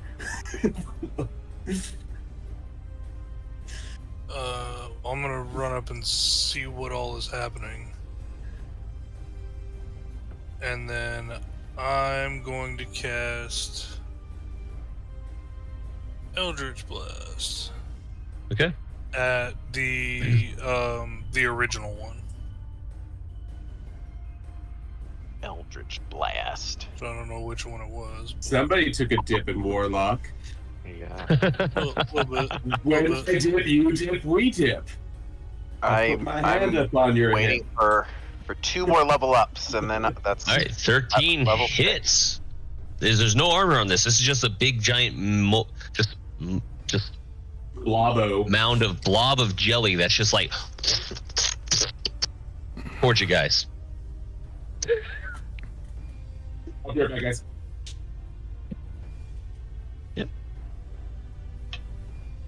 Eldritch Blast. Damage. Yeah, so that's what force damage, right? With an Eldritch Blast, I believe. So yeah, force damage. So 6 force damage to that one, and it is. So you hit the one on the left. That was the original, right? They kind of split into two. But I mean, it really didn't matter. So you still have. If you have movement left, you can still move, or if you have a bonus, you can still take your bonus. I have a question, kind of. I 'Cause it's like not- questions. It's not a traditional action like used in a turn order necessarily. Oh,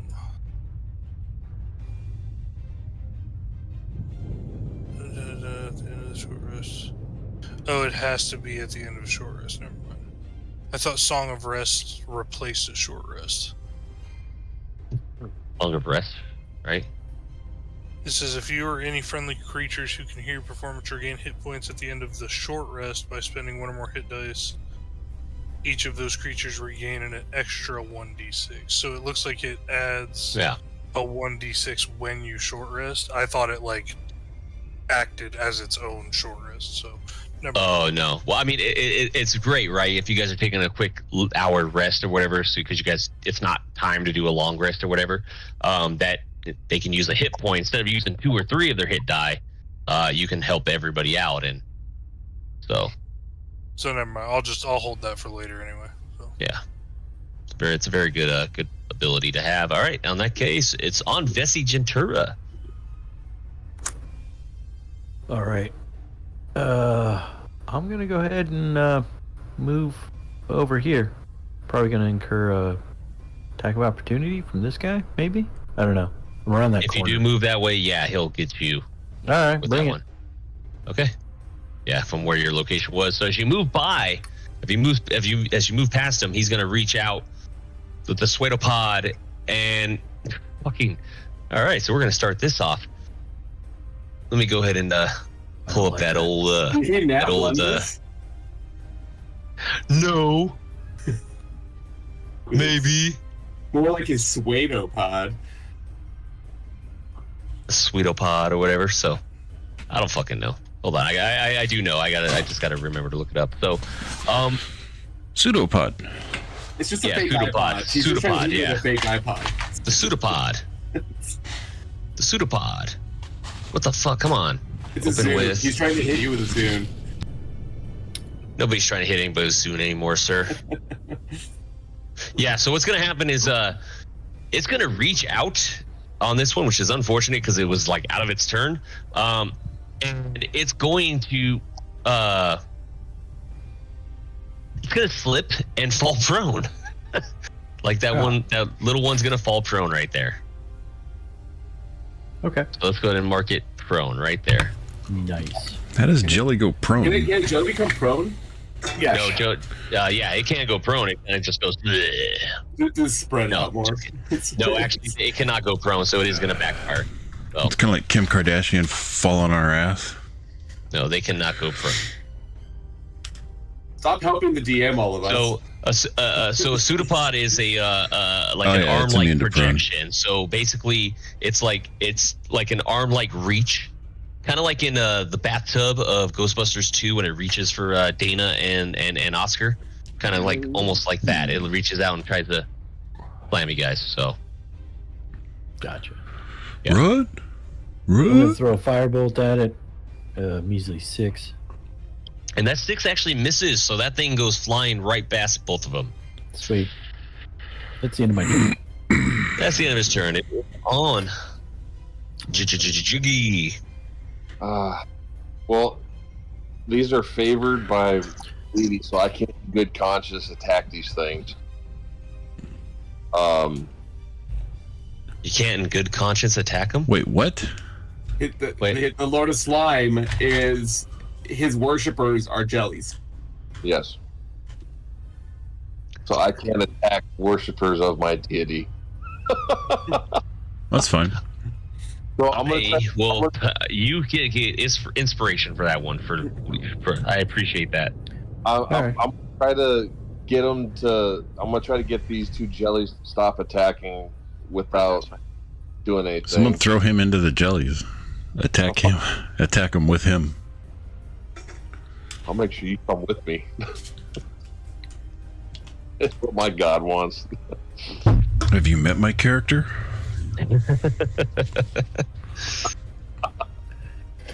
Whatever the fucking voice tells me to do, man, it's on. All right, so yeah, I'm gonna go up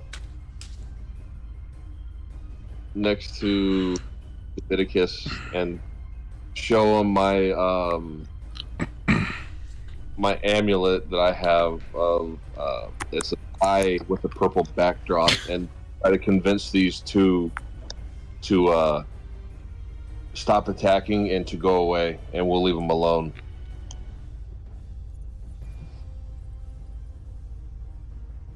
Hold on, you're gonna walk up to the So I'm right here. jelly and After we try to split say, it. "Hey, what's up?" After you've been okay. I'm gonna show Okay. the symbol of Ganondorf, the Lord of Slimes, and try to shoo him away, and we'll leave you alone. Do you have a moment to talk about my Lord and Savior? Persuasion disadvantage. Ooh, persuasion. Oh, fuck yeah. Okay. Where's my die?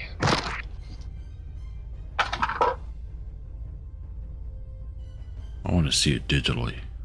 3 and 15. So 15. No, disadvantage. Yeah. 3 and 15. Wait, hold on. How'd you get a 3 and you were so excited with "fuck yeah" when I said roll persuasion? The most you get is a 3 on a disadvantage? 23 and. Oh, 23 and 15. Okay, I thought you said Oh. 3. I heard it was 3. Maybe I'm I'll say 3, is that just me? Yeah, I heard it was 3 as well. I got confused. So I'm like, wait a second. Anyways, Phone number. yeah. They're not going to buy into it. So they're going to start reaching up and look like basically turning into something that's good. Looks like it's going to strike on you. And it is going to be on Spliff.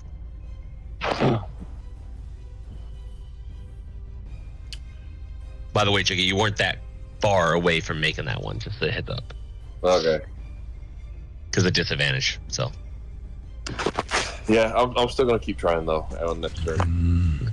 Spliff, yeah, you're seeing them like they're you even from your angle, right? You saw a giant one split into two. So Yeah. I don't know what this crap he's talking about, Lord of Slimes and shit or whatever, but I'm gonna shoot this one with crossbow bolt. Okay. Don't know if that'll do anything, but that's all I got. I was gonna use Hugh, but dipshit got in my way. I would use Hugh too, but Billy the Butcher's been pissing him off.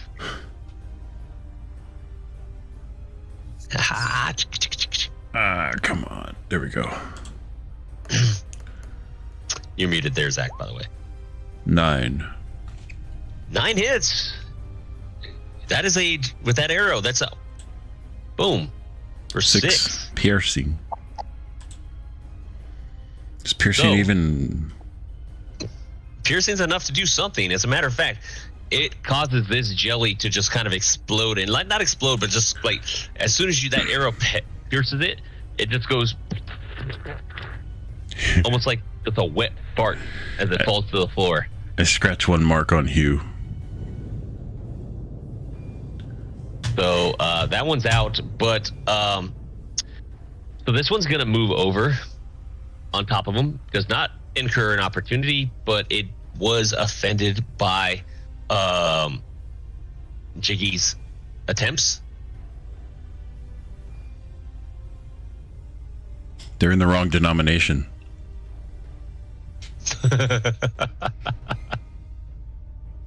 So Right religion, wrong Baptist, denomination. we're Southern Baptist slime, not. Yeah. We're Methodists, you bastard. I don't know if Jiggy's ready for this, but it's a 14. I'm pretty sure Jiggy actually surprised this one. Yeah, his AC I think is 16. I don't know. He's got a stupid character on it. 15 at least on his thing. Yeah. So Jiggy manages to block the bludgeoning slam and smash of this jellied pseudopod, and along with that, you guys kind of see like as he blocks it, you see like a kind of quick like an acid burn. Doesn't really do any damage, but you notice the fate that could possibly happen. And it is on layman's terms. Turn him. I'm like, listen, if you don't want to hear about your Lord and Savior, you can at least go and meet him. And then I'll take a swing with the quarterstaff. Okay. And 13. And that should hit based on what we've talked about. So with 6 points of bludgeoning damage.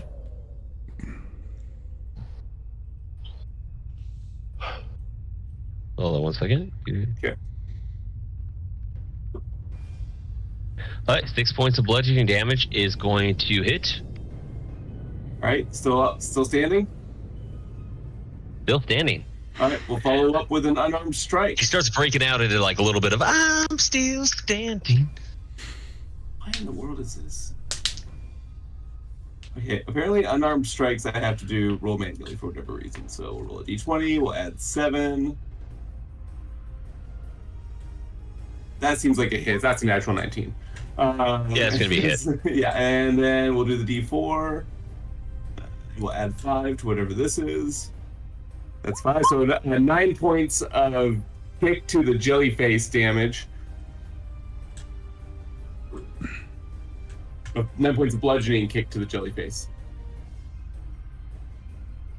All right, 9 points as you so yeah. So after you do an attack, you then kick it. Right, you're gonna kick the jelly, and you're so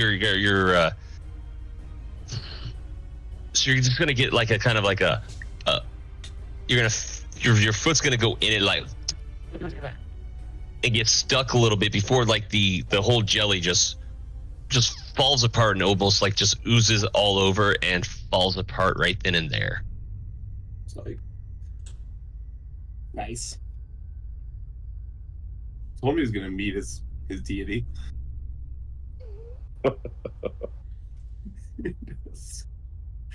You missed the cool line I had for you, Jiggy. I said, if you don't want to hear about him, then you at least get to go and meet him. And then I did that. Yeah, I want to take out 2 vials and scoop up each one in the vial or bits of them. Hey, what's the name of that deity? Or Ganondorf? yeah. Here. Ganondorf? What? Isn't that the guy from Zelda? No. Hang on. Isn't Jubilex the Lord of Slime? So, okay, Who have you been worshiping? so who's scooping that up again? Me. Jiggy. Jiggy, I need... Do you have an... Pronounce Do you more like have... Jublex. Do you have an alchemist kit? Or are you proficient in it? Ooh.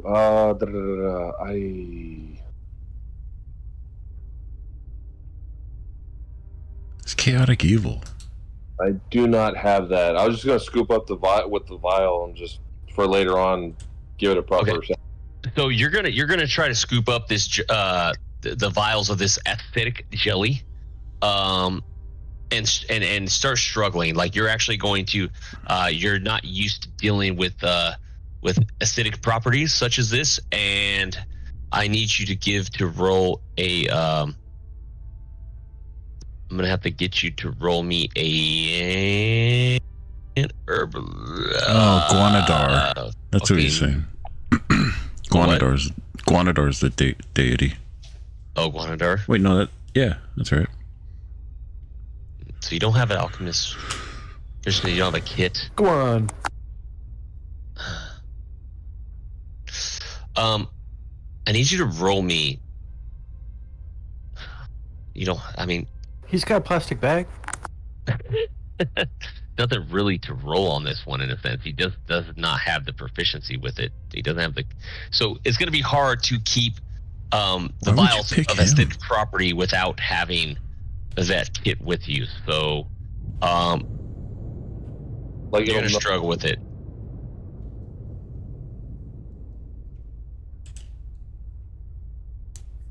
So so what do you want me to roll? Nothing. I'm just going to say, without that alchemist kit, if you don't have the alchemist ability, you're not going to be able to harvest it. Okay.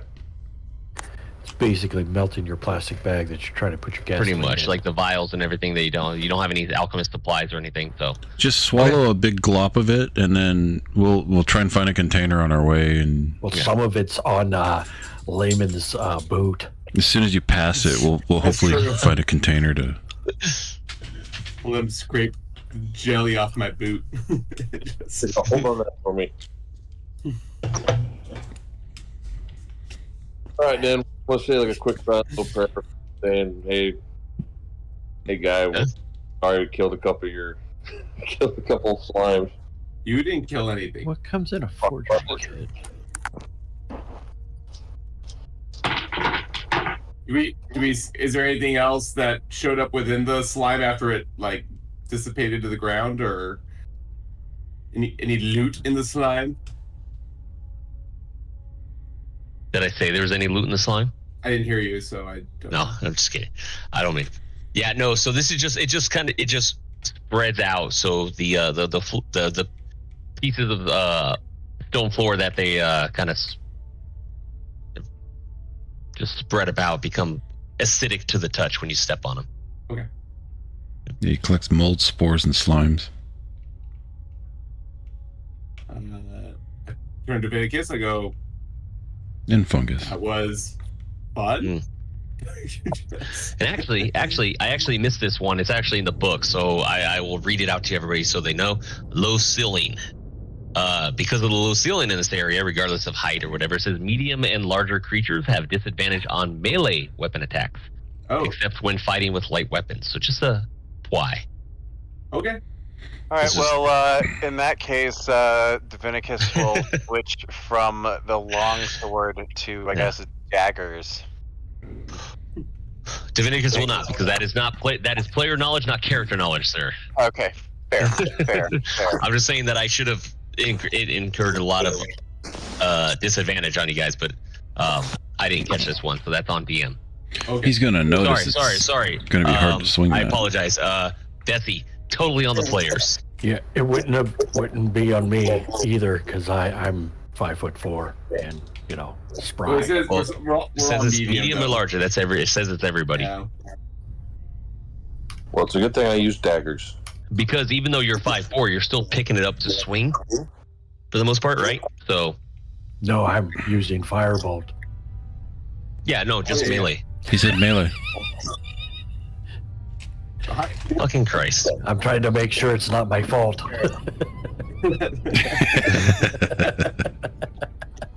Fair enough. Fair enough. All right. Wait, wasn't that your advice to begin with? Yes, Yeah. and I reserve the right to be right. So it's always the players. Nope. Except when Except it's me.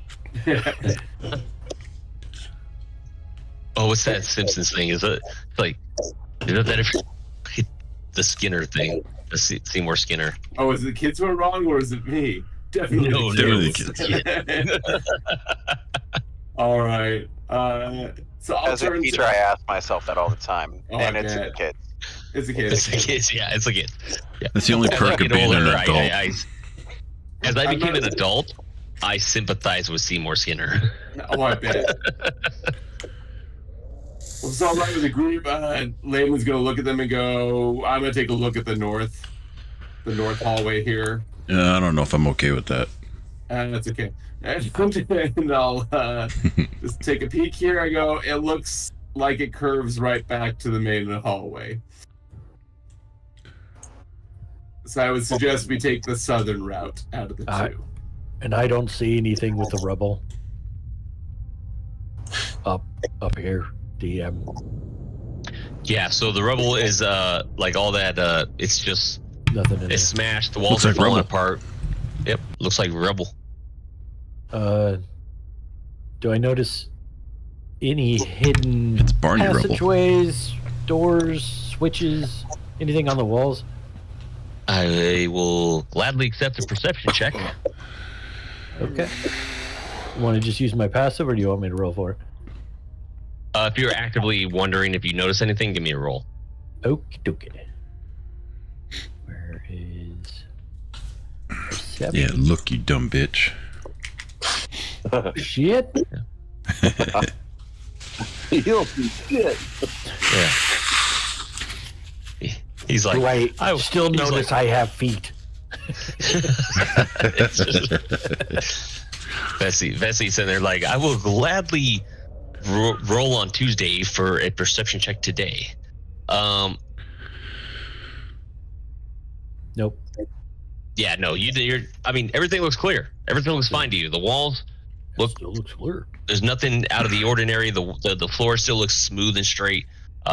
Aside from the dust and obviously we see where Layman is. There's like this little snail trail of acidic slime that's not doing any damage, but it's there. And Fuck, But- I really want to light it.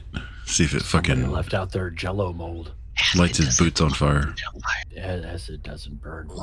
Well, it Acid burns, doesn't catch but fire. It doesn't catch burn. fire.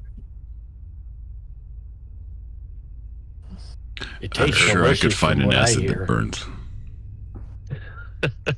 No, it burns. It just doesn't burn. It does burn. I That's don't know. I'm pretty sure I could find an acid that would be explosive. Yeah, so again, this whole time, you guys, I just want to make it like every 2 minutes or so. I just want to like keep putting this in your head. You're just like the sound of like a thunderous wave crashing against something that reverberates under your feet and shakes the very floor you're walking on. And then that slight breeze that is blowing behind you that has been like just sucked through all these tunnels gives like a slight chill in your spine as you're making your way through the darkness. Okay. Well, I'm gonna go the southern route here. Yeah, no shock there.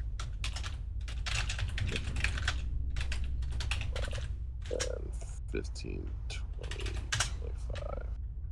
So I see this is where I was earlier, but I also see that too. So yeah, I was gonna say. So very far ahead of you in this, you see straight away. You see there's an opening directly to your south, an opening a little further ahead to your south. A little further ahead of that way, you see a door. What that door looks like from your location. Let me make sure. This door is 6 feet tall, 4 feet wide, and it's clearly made out of like a thick slab of stone. The handle is made of iron, and so are the hinges. You're describing me in real life. Yeah. Aside from that, you also see there's 2 pathways open to the north, and I'll be right back. Oh. The only reason he went into such great detail is because he doesn't want me to use my spider to look under the door. It's really tight. Like nothing can get in. You need. It like scrapes the floor. Let's just kick it. You see a bunch of dead spider door, legs you go ahead. trapped underneath the door. You It's see a wooden door, right? No, he said it was I think it was a stone. stone slab. Oh, okay, never mind.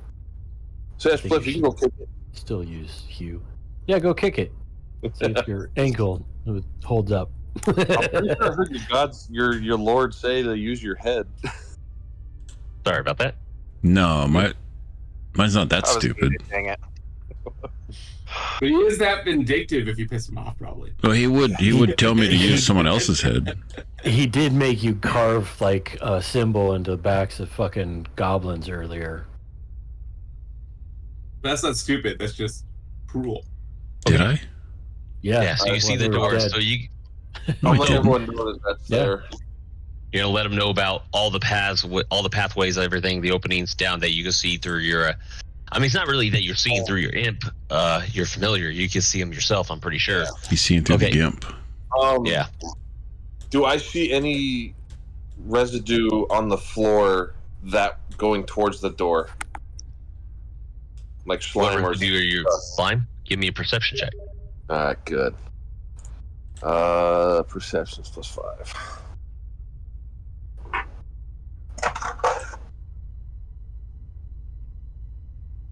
$18. You do not Okay, see good. any type of residue on the floor, on the ground. Alright, I'm gonna use my last 5 foot of movement to go. Damn it, spider. Alright, that's my turn. I just let everyone know there's a door up ahead. Okay, everybody else can make their movements, choices, whatever they wish to do from here. I'm following whoever's going first. Yeah. There you go. Come on, Lehman, get it! Hey.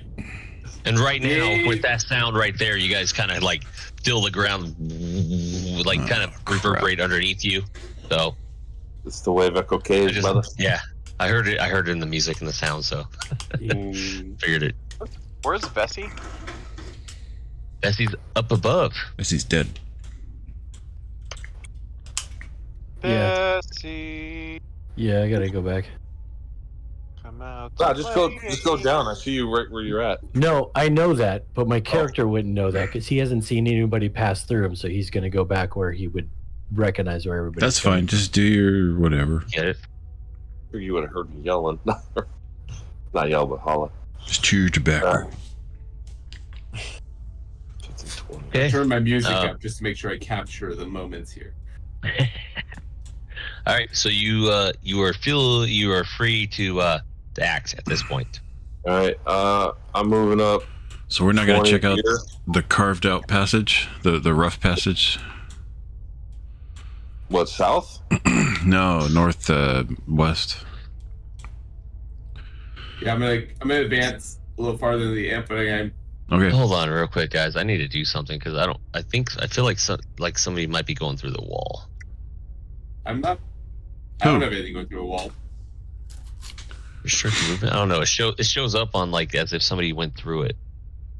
I'm not saying it's you guys. It could be their thing too. So I see a historical vision, so I see like fog of war over areas we've left. That's about the only. Yeah. thing. yeah, no, it's just showing up on other parts, but it's not a big deal, I guess. I'm gonna I'll figure point it out. up. Okay, And, so you guys move up, and Layman and everybody, you guys see. So yeah, there's a door moving up. See that?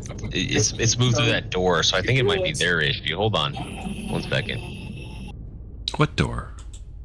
This I door? just felt a wave echo come through. Just so we Yeah, the know. one I said about. I was talking about. I can't see through it. The door's closed as far as I can tell.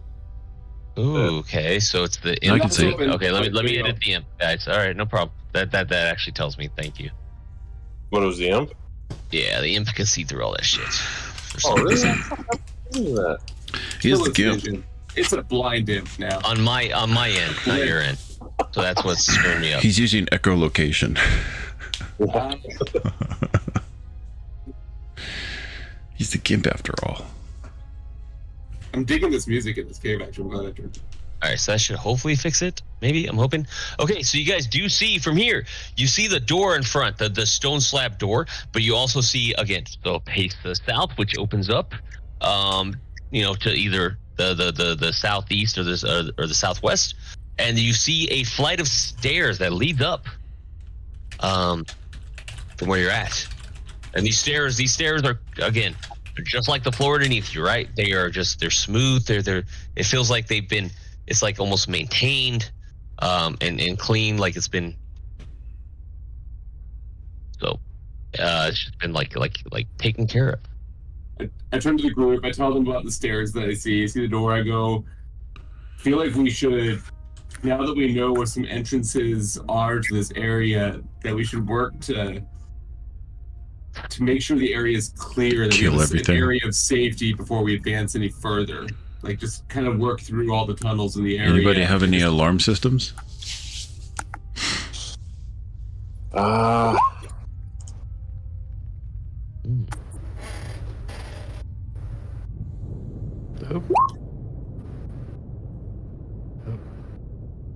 Hell is that sound? It's the way that Be rolling shit. Don't worry about it. What's weird, I'm seeing it much later. I hear it first and then I see it. it might be hearing Yeah, it through my microphone yeah, because it's close to my yeah. speakers. Yeah, there's a slight delay on the screen. Oh, okay. So what the hell? It happens. I'm sorry. All right. So the party of I guess the party of rapport, I guess, reputation of the town of Phandalin, the rescuers of Gundren, the rescuers of Sildar, the rescuers of Phandalin itself from the Red Brands. Of What Rangers. is your next move? Rescue Rangers. I'm with Layman about clearing the floor. Clearing the floors first before we start going up level. Yeah. But what if something comes down from like that level? Do we have any like alarm systems, like strings we can put up that cans rattle? Oh, I got ball bearings. Aside from that, There besides you go. Falkus's awesome Camp Crystal Lake shirt, Dominicus, is that a stone like Escovizia hat logo? I know it's just a skull, but it looks like the same logo, like Day of the Dead type logo. So It's Jim Reapers. It's a workout.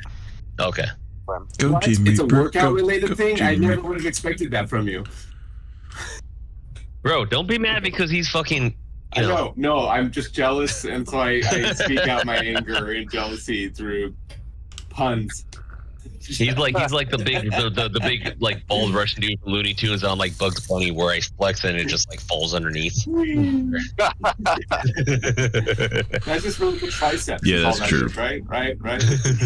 Robert has reverse triceps. Yeah, Reverse 100%. biceps.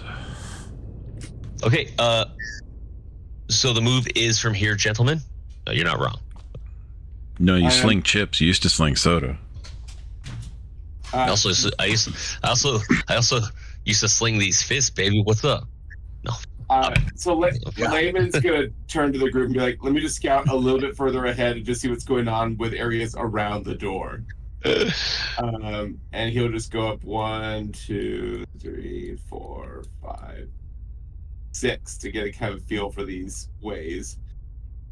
So you're getting a feel for sure, right? You're getting a feel for sure because you're seeing that, hey, there's also a path that leads a lot further down south. That looks like it might not be so connected to the tunnels you guys have been going through right this whole time. So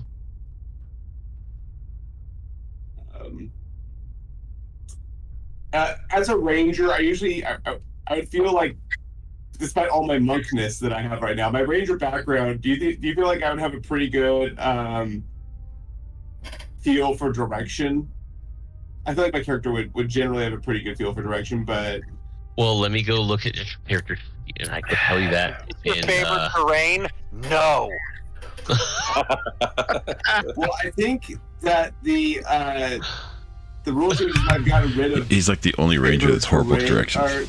No, because it replaced favorite terrain with depth explorer, so it doesn't have the favorite terrains anymore. He's like, "Third dungeon to me." The new rules have not officially come out yet. Get over it. That's a fact. Yes, that is a fact. We are not in that point yet. I'm talking about the Tasha's rules, the Tasha Cauldron rules, where hold on. It's in my character. Okay. The optional class features are what I'm talking about from Tasha's, not the 2024 player handbook. You're Surpass Explorer, Unsurpassed, and Survivor, blah, blah, blah. That's Undertamen, Sylvan, and Phil. Favorite enemy.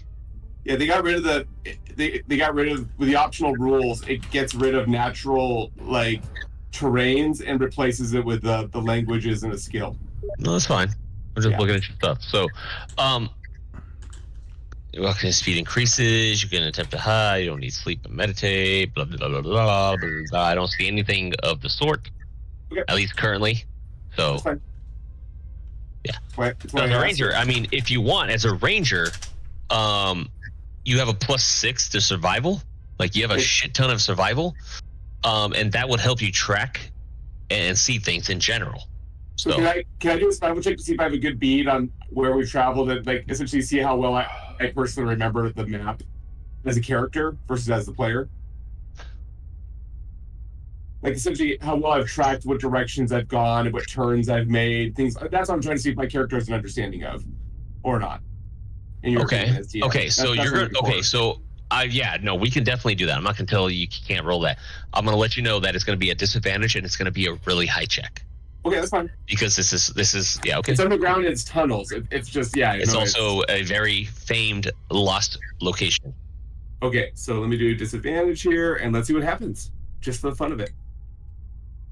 Oh, first roll is a 19. Oh, I didn't roll at a disadvantage. So let's just roll it one more time, I guess. Well, an 8. So that it went from a 25 to an 8. Disadvantage. Yeah. Disadvantage is the best. So you're going to So you're going to be looking around and trying to Inspector Clasal this whole thing. Like you're gonna be like Bill Paxton Twisters, picking up like the little dust off the floor and kind of doing the whole days of sniffing dirt are over type situation. But you're gonna find out real quick that you don't know this area. Like you can track anybody up to miles away, but under here right now with the sound of the waves, the wind, like the breeze behind you, you're a lot of where to go or what to do at this point. Okay, cool. I'm mentioning the guys and like I know almost where we've come from. We've almost encountered every dead end. And I'm treating this door for the time being in the stairs as a dead end. I say we either head south and keep seeing what's down there, or we go back and finish go back west and check out what was north of us up there. But I really want to know that this area is safe before we keep moving forward. If we have to rest, if we have to set up camp, I want to know that we have a safe area to do that.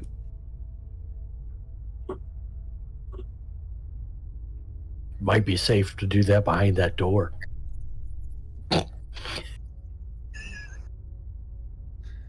It's like totally plausible. Just trying to work with the controls that we have in front of us. I defer to the group. All right, I'll go to the door then and check it for traps and shit. Okay, going up to the door and you're going to check it for traps. Okay, give me an investigation at that point then.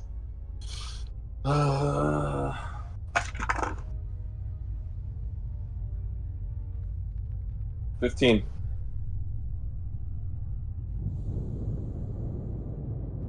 Okay, you walk up to the door and you're kind of looking at it. You're running your fingers around. You're trying to figure that out. See what's going on.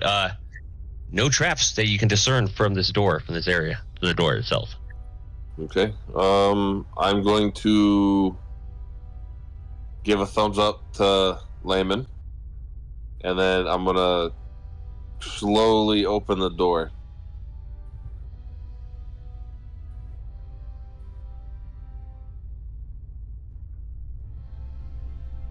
Okay. I can open it, or you? While he's doing I will that, open it. I'm going to use the remainder of my movement to just get up next to him. So I used 30 of my movement earlier. Okay, so you're gonna open this door, and you're gonna see some old stone bunks in orderly rows that line the walls of this room, this chamber, and a corroded iron brazier full of cold coals. You can see stands. Move it up because you guys are up against the door. Sorry, so you need to be moved up. Stands near the middle of the room. The bones of probably, I don't know, a half dozen dwarves and other like larger type bandits lie strewn about, still clad in scraps of armor. 3 gray, hunched figures squat among the remains, pawing at the scraps and gnawing at the bones. And they're not on screen. I thought they were, so let me go ahead and throw them under myself. What the fuck? Oh, I'll show you, sir. Crap. And what you see in front of you quickly, as they kind of like they're just like. You didn't do this Stare quietly? at you, back at you as you open the door. They're just staring back at you, just like. Hey, I don't think that's a safe place that we could camp at. We might want to close the door. That's pretty much what you're looking at. Yeah.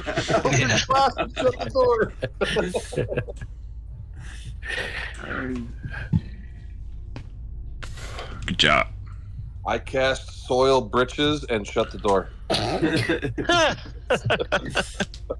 why I wear my brown pants. Yeah.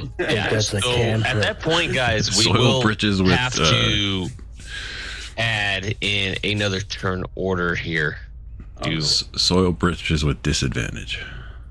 Because you were not sneaking in there, so With advantage. yeah. Oh, wait. Yeah, so you're gonna be in turn order here because they're gonna notice you and they're gonna be quickly looking to pay a lot of attention to you. Getting a meal. Yeah, 100%.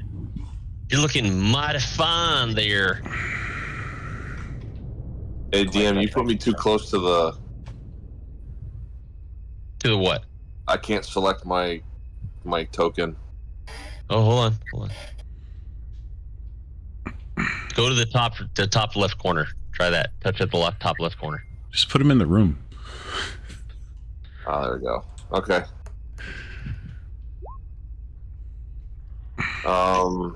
Nice.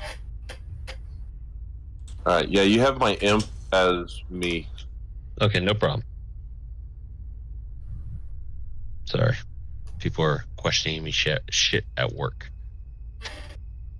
Tell them to They're like- respect your authority. No, they just don't fucking listen. Did I get you added or missed? I'll add you again. I think I missed you. Add Yeah, turn. this I had There you the fighter on top of me. There you go. You're good. All right, cool. 6, boom. There you go. All right. Well, this is gonna suck, donkey dick. So Spliff, you obviously we're not part of like the door opening or anything like that, but you see that the door is open, and you do go ahead and you see the ghouls in front of you.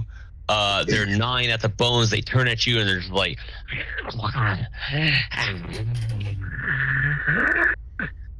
and it's on you. And You want me to shut the door? What's up? You want me to shut the door, guys? So It's on I you, could- boo. with, I could push. I mean, so Jiggy into it. technically, Spliff and his so there's a spot right next to Spliff you'd have to move to shut the door. Yeah, if you want me to, I can.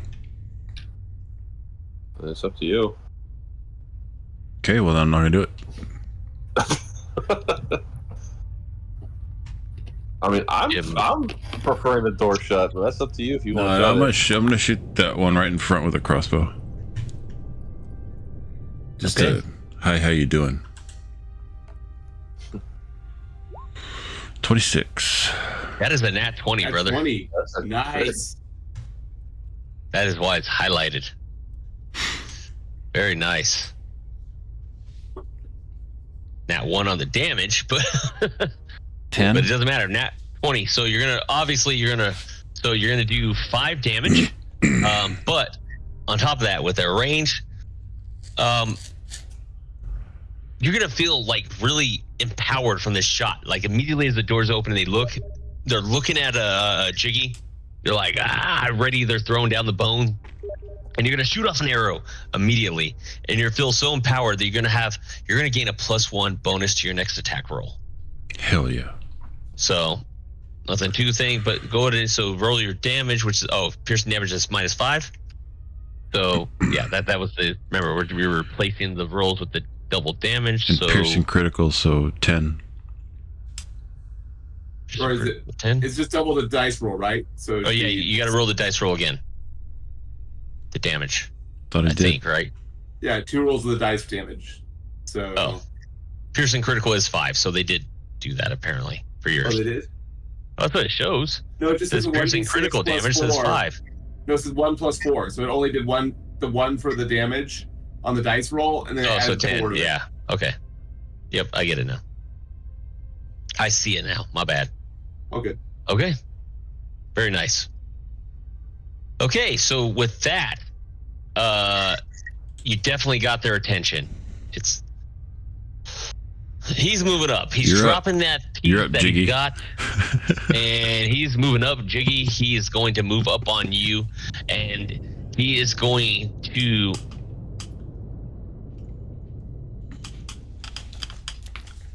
He's going to just quickly spring his claws up and bring him down, and he's going to slash at you.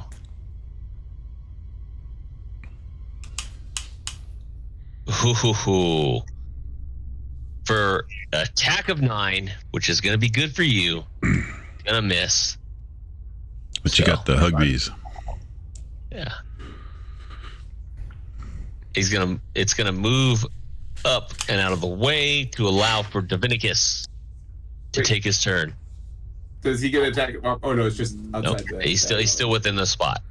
Okay. I gotta start making it a little harder on you guys. All right. Oh, by the way, it was Jiggy, so let's go ahead and throw this old school. But Can I reach him from the corner of the door right here, or do we need to pop back in, or pop all the way in?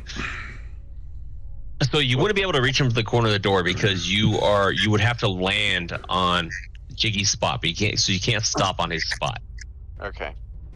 All right. Well, that's 1, 2, 3, 4. Let me throw some music on here. Yeah.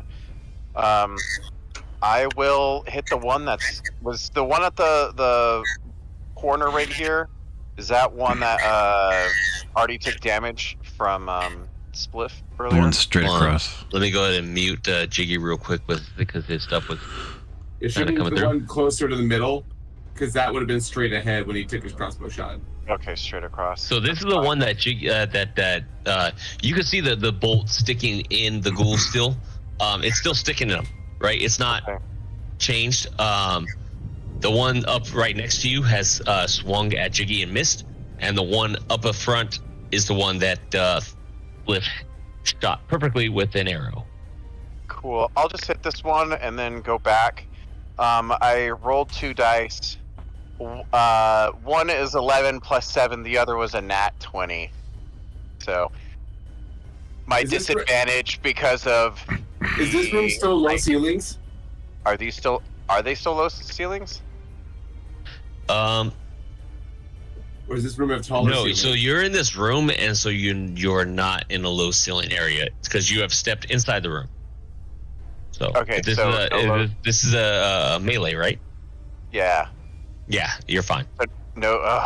Well, then I rolled a nat 20. So 20 Nice. plus 7, 27. So then we'll do double the d8s. I was really sad there for a second. So 8 plus 3 plus 7, 18, and then I'm going to also pump single divine smite, which is another 2d8, so it was 18, and then 7 plus 6, 13. Do I get to also do, since it was a nat 20, double the divine as well? It should. It's double your initial attack.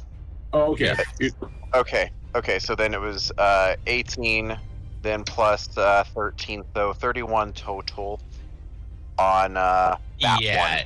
So you're gonna wipe this one out immediately. Like, that's how much force you're gonna throw into this Hell one. yeah.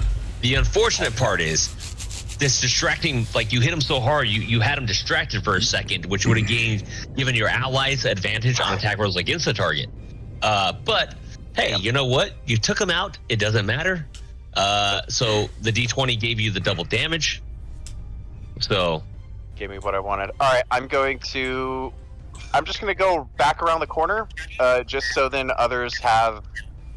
You know what? No, I'm gonna just go right here. Screw it. I'm tank. Let's go. That's a good tank. So I just stepped out of the way so then everyone can either get in or shoot. So, and I think that's it. That's it for now. Yeah. okay, sounds good. Then it is on Layman Sturms, who has seen it. Sweet. I will run up to.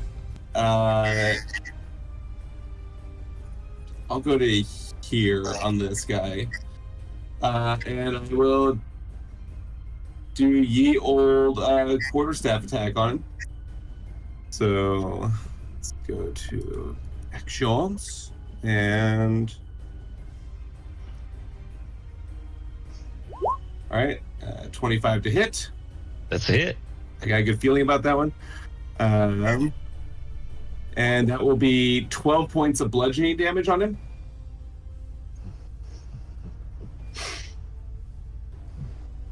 And assuming he's still standing, I will follow it up with an unarmed strike,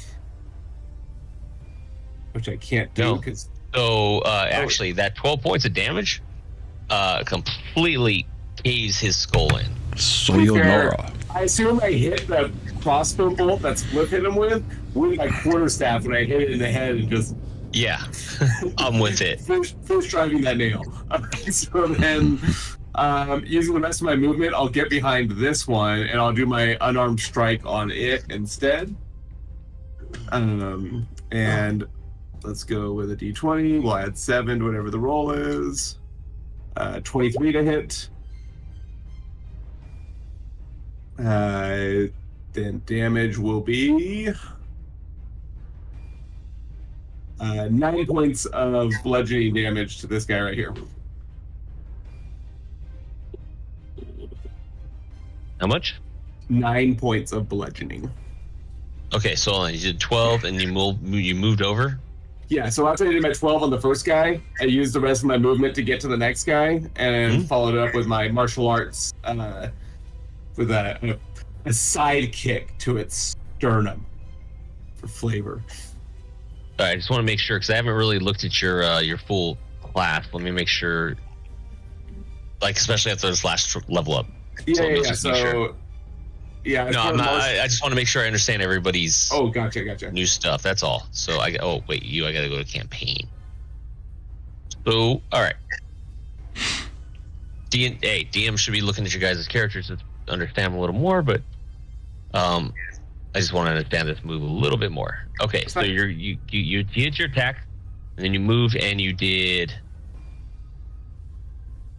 I did my unarmed strike as my bonus action. Unarmed is your bonus action. Okay. Yep. So And the it's plus whenever I 7 make- because you went. You're a 1 ranger and a monk 3. Yeah, okay, fuck it. I'm good with that then. Yeah. I didn't realize you went 3 fucking levels in monk. Yeah, I made a hard pivot after making the character. I'll get back to the ranger stuff, but he's definitely way more monk now. Yeah, he's way more monk. I feel like I'm gonna have to start holding you to like some monk like fucking fucking characteristics. Okay. So how much damage is it? That would have been 9 points of bludgeoning on this guy up here. Yeah. Fair enough. Okay, with that, it is now on Falcus, who's been, kind of, in his own words, I guess. I don't want to speak for him, but he's struggling with trying not to play, because Jiggy told him not to. But I'm gonna liken Falcus almost. To me. Yeah, I'm gonna almost liken you to Antonio to fucking El Mariachi, in a sense, where like your music is also leads way to your violence, and so it is on you, sir. All right. Well, I'm going to move into the room to about there, and I'm gonna cast Toll the Dead on this guy. So that's a Wisdom 13 saving throw. Yeah. Wisdom on the ghoul. Man, I should have really added to this when there's 6 players, but I play. It's like video games. I play for the story. Yep. That's what it's all about. So Wait, all right. So wisdom. Through, you might still do it anyways. I mean, I could, but like so. This is built for 4 players. This is module, right? We're playing with 6, but I'm like, it's for the story. That's what I enjoy. The role playing, the story. The combat is whatever. So he's gonna roll a 6, by the way. So. And he's already missing hit points, right? Yes. But you gotta get this one absolutely is right? missing hit points. Yep. So then, since he's missing hit points, it's 1d12 instead of 1d8. Ooh. And you were casting necrotic damage. necrotic. What were you casting in? I apologize. Toll the Dead. Toll the Dead. Yep. Ooh, So 9 nice. necrotic damage. Yeah. So, which is really funny that a ghoul is going to take. Oh, does he have necrotic? He does not. A ghoul is going to he's an undead creature, still going to take even more necrotic damage to its body, and you, from your vicinity, your location, especially in front right there with layman's terms, you guys are just watching him, just like the decay continue on its body, just like from the necrosis that was already afflicting it is almost like sped up from your Toll the Dead. Oh, wow. Oh wait, I have something for that. I fucking totally forgot about this. Yeah, because you used to have something for me. Nice.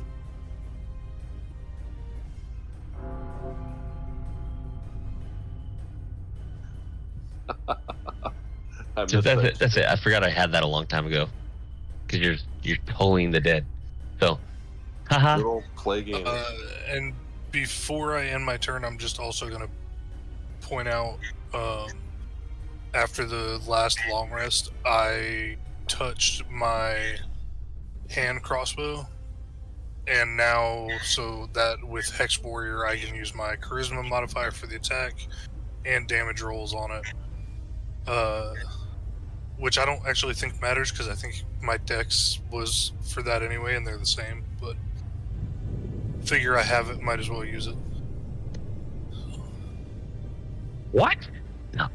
Like, that's what I'm saying. I should have looked at you guys' character sheets to see what you did when you leveled up. So I think a couple of us have it no, I believe you. yet. Hexblade's I went. course. I took a level into Hexblade Warlock. Yeah, you did. So Fucker. You guys in your fucking multi-classing. All right. I respect it. I just really got to pay a little more attention. All right. You're, all right. No, you're good with that, man. So. All right. It's on Jiggy. Is that ghoul facing? Wait, that was it, right? You were just mentioning you didn't have another action to take, right? Nope. Okay. So it's on Jiggy.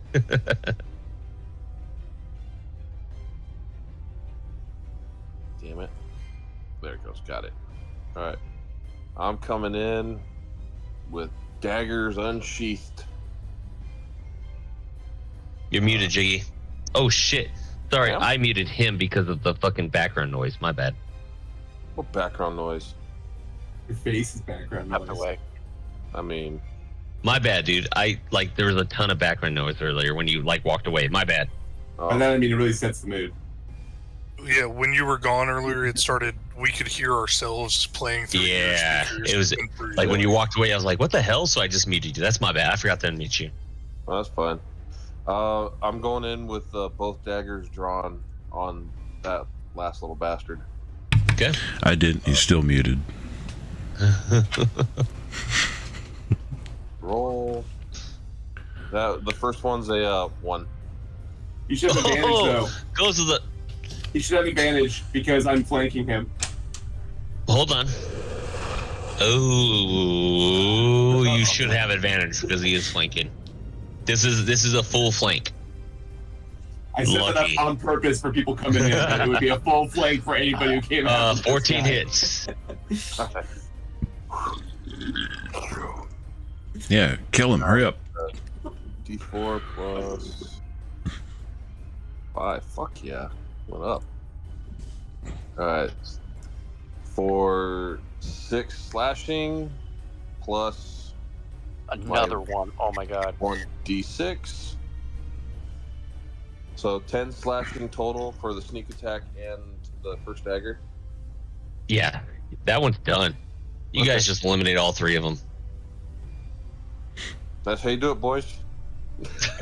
All within one turn, right? I shake my hand at you a little bit. Just, And that's how you kill a ghoul with a dagger. All right, real quick. Everybody watching real quick. I don't know if anybody's down for it, but I am. Bathroom break. Yeah. Yeah, that'll work. All right, My burrito's ready. about 5 minutes or so, guys. We'll be back to play. Thanks for watching. We'll be back in a minute.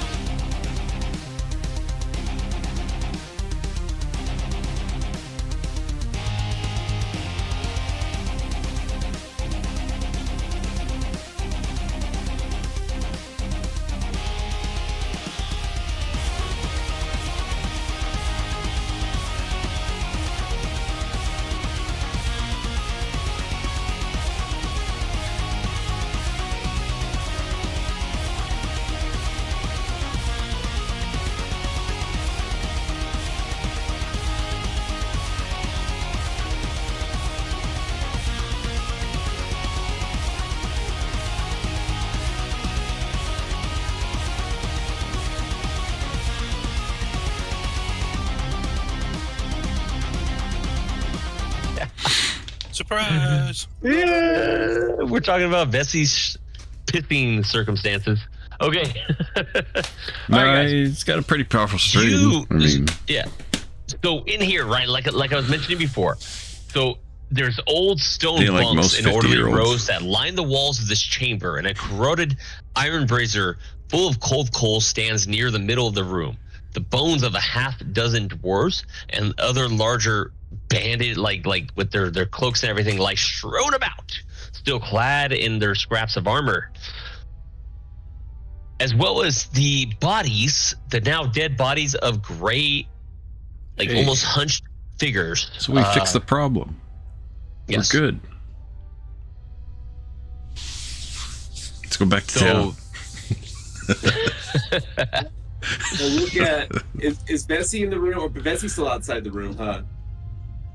Bessie and Jiggy are still. No, sorry. Bessie and Spliff are still outside, Okay, just hanging out.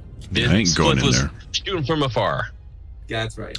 But what you do see, most importantly, aside from this brazier full of cold coals, is at the very south of this room is another stone door with iron hinges Okay. and an Now I'm iron coming in. handle. So, What the hell? Uh-oh. Layman wants to cast a minor illusion. Shit's about to go off. So yeah, I was reading up on it here, and I'm just creating, kind of like, as I you see that Layman has kind of pulled the shadows from around the room together to give the appearance of a fire over the braziers, but he's realizing as he does that it doesn't create any light, but you kind of see this purplish black or so this reddish black shadow fire image over the brazier. It was a good effort, though. Yeah, so he's as he's kind of trying to, you see him kind of focusing his energy, and you see the shadows kind of come together and try and make a fire, an image of a fire over the brazier. I will go ahead and light the brazier. Yeah, I was going to go over and light it.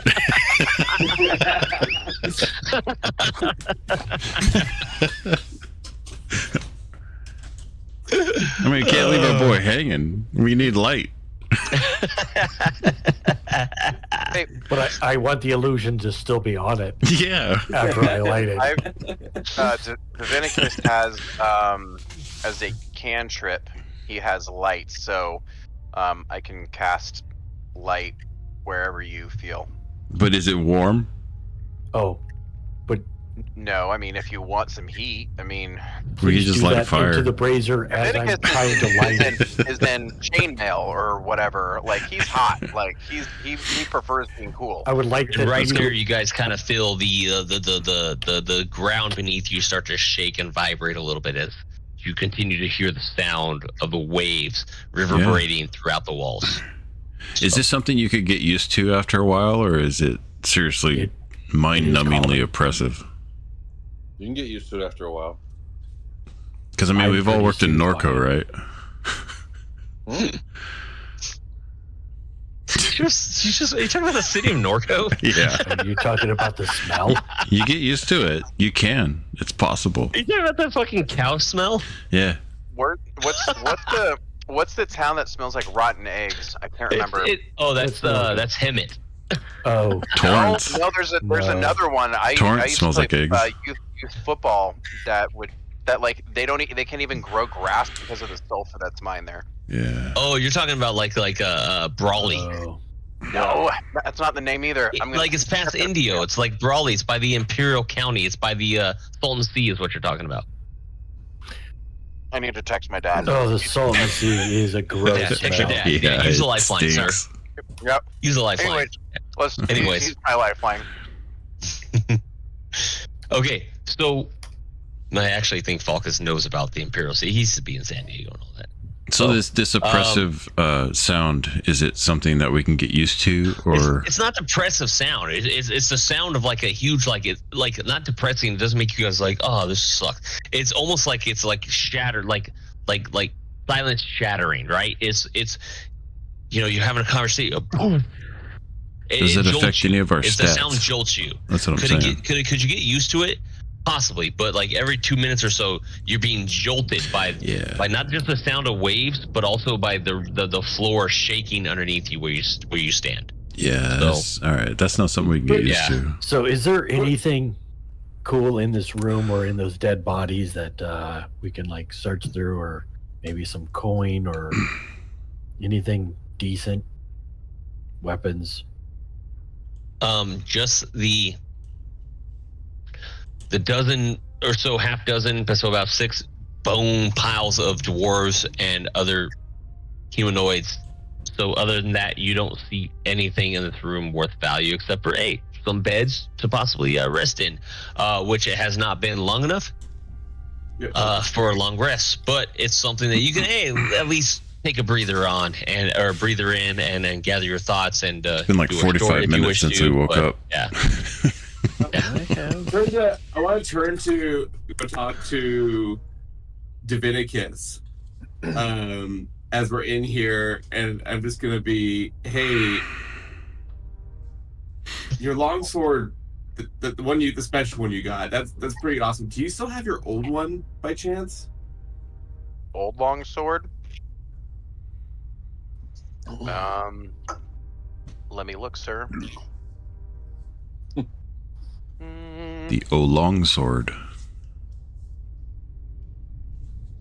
I think I gave it to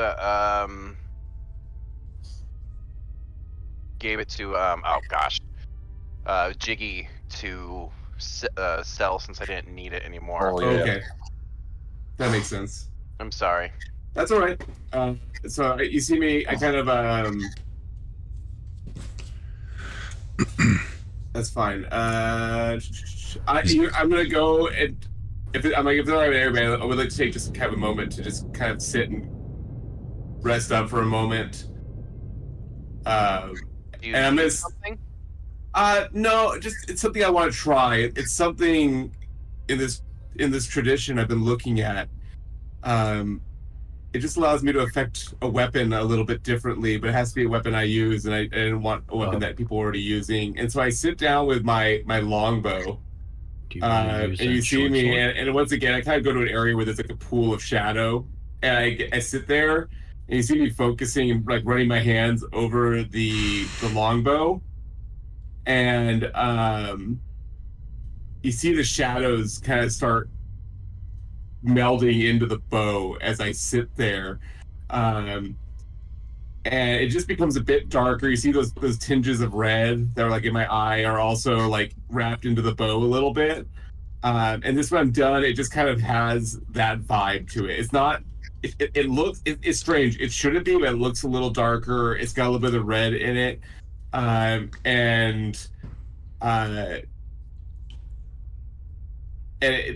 all this is the execution of the dedicated weapon for a monk, where I could take a normally not monk weapon as long as I'm proficient with it and have it treat as a monk weapon. Oh. And so I've essentially turned my longbow into a monk's longbow.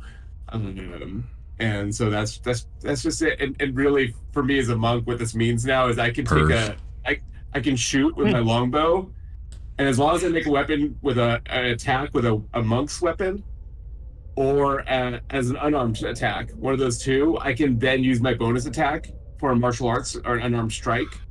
So I'm just making it so essentially I have essentially monk attuned to my bow to be able to follow up a longbow strike where I can now run up and hit them with an unarmed strike after it. Does your bow get jealous if you use other bows? Probably. So that's all. It's just it's mostly a flavor thing, but it does enable that little bit of a little perk to when I use that weapon. I mean, it's almost like be like Thor from fucking Love and Thunder. Like was like Mjolnir, come here. It was called Trona. The town Trona. Yeah. After watching that, I pull out that short sword that Layman gave me, and I put the hilt towards him. Like, do you want your short sword back, and you can make it look really. I mean, I don't use it all that much. If you want it back, no, you have now made that your own, and I'm all right. I still have my other short sword. The bow is what was hindering. I thought if I had access to a long sword, it's what I could have done as well. But the bow is fine, and I'm content with it. And I just sit there and just kind of meditate with the bow, and that's just all I want. I wanted to spend a short rest doing that. That's all. Oh, sweet. I put it back. Yeah. I walk back to the other side. What's this door made of? So the door, like the other doors, is made of thick stone slab with an iron handle and iron hinges. Is this bed made of wood? It's a thick 2Ks. These beds are all made of stone. These bunks are made of stone. Rock hard bed. Never mind. I'm sorry, I was too distracted on my looking up of that stupid little unincorporated town. Did anyone search this place for if there was anything available? I'm sorry, I very clearly was focused on that dumb thing. I think we did. So Vesey was searching around looking for anything in this room, and it was not nothing of importance was notable. Okay. Thank you. So, I'm gonna open the door.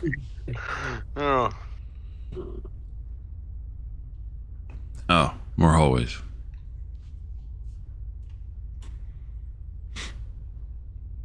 Hold on 1 second. I was going on.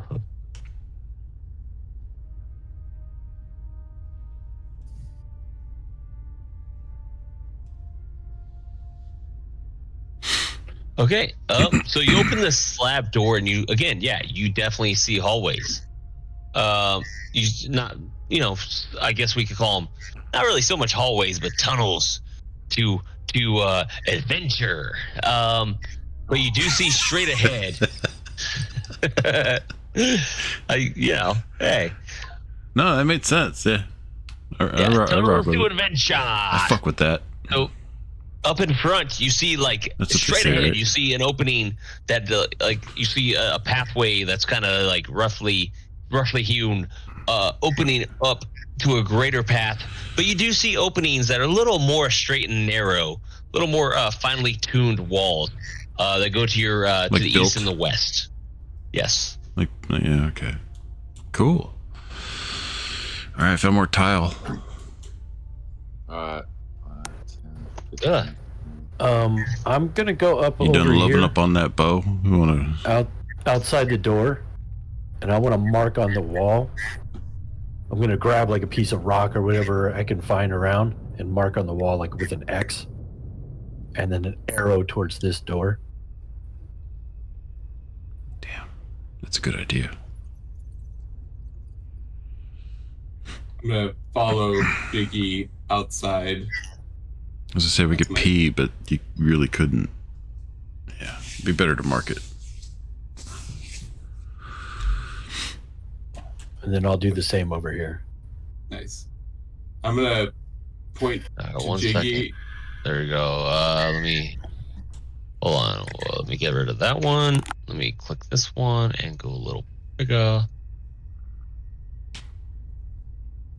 Like that, right? Wait, hold on. Wait, hold shift. Nope. Hold control. Nope, it's hold alt. Yep, that's what it is. All right, there's your marker. Right there, sir. Nice. So, yeah. You're marking it? Nope. Yeah, not that's marking exactly it how like I'm marking it. Got his arrow. It's pointing the Lift my right way. leg, and there's an X there now. No, It's pointing the right way. I said that didn't look like no arrow. Oh, it's an arrow. it's an arrow attached to an 8, but it's spinning out horizontally of the 8. It's fine. It's not my fault you can't recognize an arrow for what it is. It's B for beds with an arrow from the B. I'm gonna turn to Jiggy and say I still think. Oh no, he's like. I think we should go see what's west of us. Let's do it. Oh, damn it. This one? Yeah, okay. Let's go, Yeah, guys. Let's go that way. Alright, so I'm at, Oh, wait, back. I meant as we were at the southern door. So I was like, I just want to go see what's over here. Oh, you want to do the cave part? Or do you want to do the ladders? I want to go this side. I went west, straight west. Okay, relax with your movement Oh, sorry. there, Falcus. Oh. So, because I need to know where You Bessie, where Swift, everybody's moving out, right? Okay, so I Well, hadn't moved the entire time. I want to close the door. Layman, sorry, not Falcus. I apologize, You Layman. My bad, brother. My bad. It's like, what the fuck? I meant Blow my Layman. roll. Yeah, you know the role that you should. There's no reason for you to know. My bad. Yeah. So you move out and you find a slab of like, not a really slab. I'm sorry, a pile of rubble straight ahead of you, as well as an opening going south. Jiggy is kind of following you, but Spliff, in front of you, you notice a place going south that opens up to a bigger area, as well as the pathway to the east.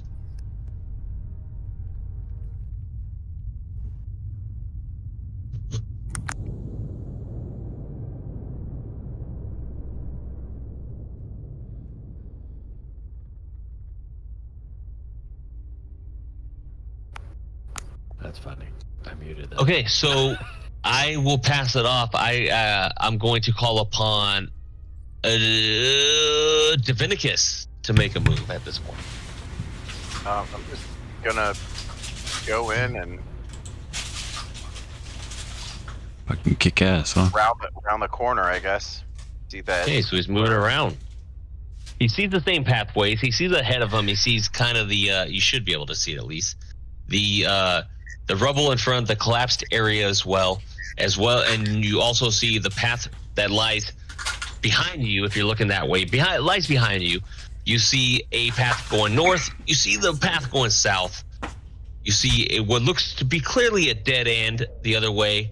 And I'm going to bring it upon Falcus to make his move. And I will also move into the room. I'm gonna walk. I've been still messing with my loot, so I didn't really notice that people were turning. So I've just kind of kept walking forward for a little bit. Just playing the loot. yeah, Cool. So I haven't full on started playing yet. I'm just working on a I'm new fiddling with it. working on a new the tune. image in my head is him just walking forward, not noticing it, just he's just walking. Yeah. Okay. That's Yeah, all because you I'm got to doing. concentrate when you tune I'm and shit. cool with that. I'm cool with that. Okay, hold on, real quick there, Falcon. I like it. It's actually it speaks to actual character, like how you would react. So as you walk in, you don't realize that there's 4 tunnels that intersect at this 30-foot high. So it's a little higher than normal. This 30-foot high cavern. The walls are carved with simple reliefs showing dwarf and God damn it. Fucker. All right, so you see that there's 4 tunnels as you're strumming, you're tuning, you're messing with it, and then you kind of look around, right? You see there's 4 tunnels that intersect this 30-foot high cavern. So this place opens up into a bigger place than what you guys have seen thus far. The walls are carved with simple reliefs showing dwarf and no miners at work. Nearly 24 skeletons and rusted scraps of armor are scattered across the cavern floor. Some are dwarven skeletons, while others appear to be the remains of larger individuals. Half a dozen large, unlit brass lanterns stand in niches or on ledges around the cavern.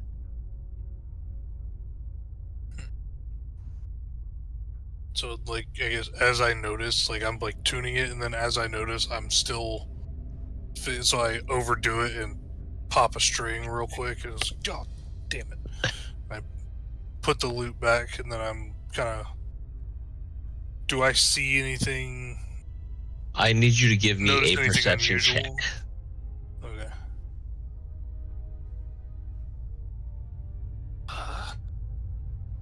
Only have +1 to perception.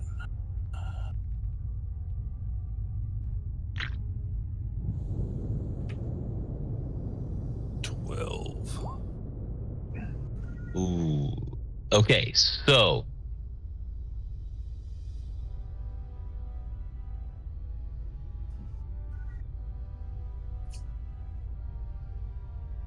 so the unfortunate part is, have you seen the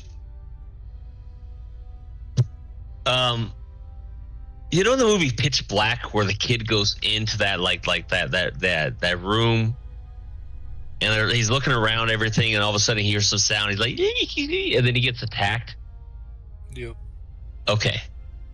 So the unfortunate part is there's going to be some attacks of opportunity here for you, sir. I just wanted to put that one. I'm glad you understand what's going on here. So at least with you. So let me go ahead and throw this on the layer.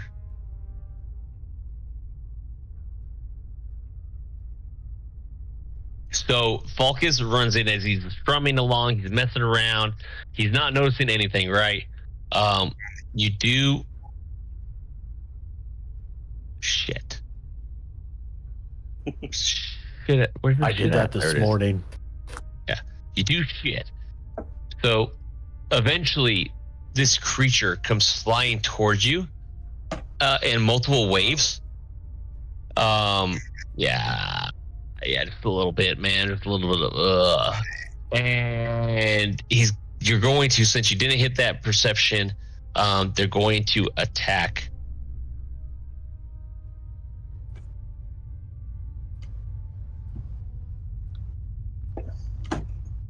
First one's a 7.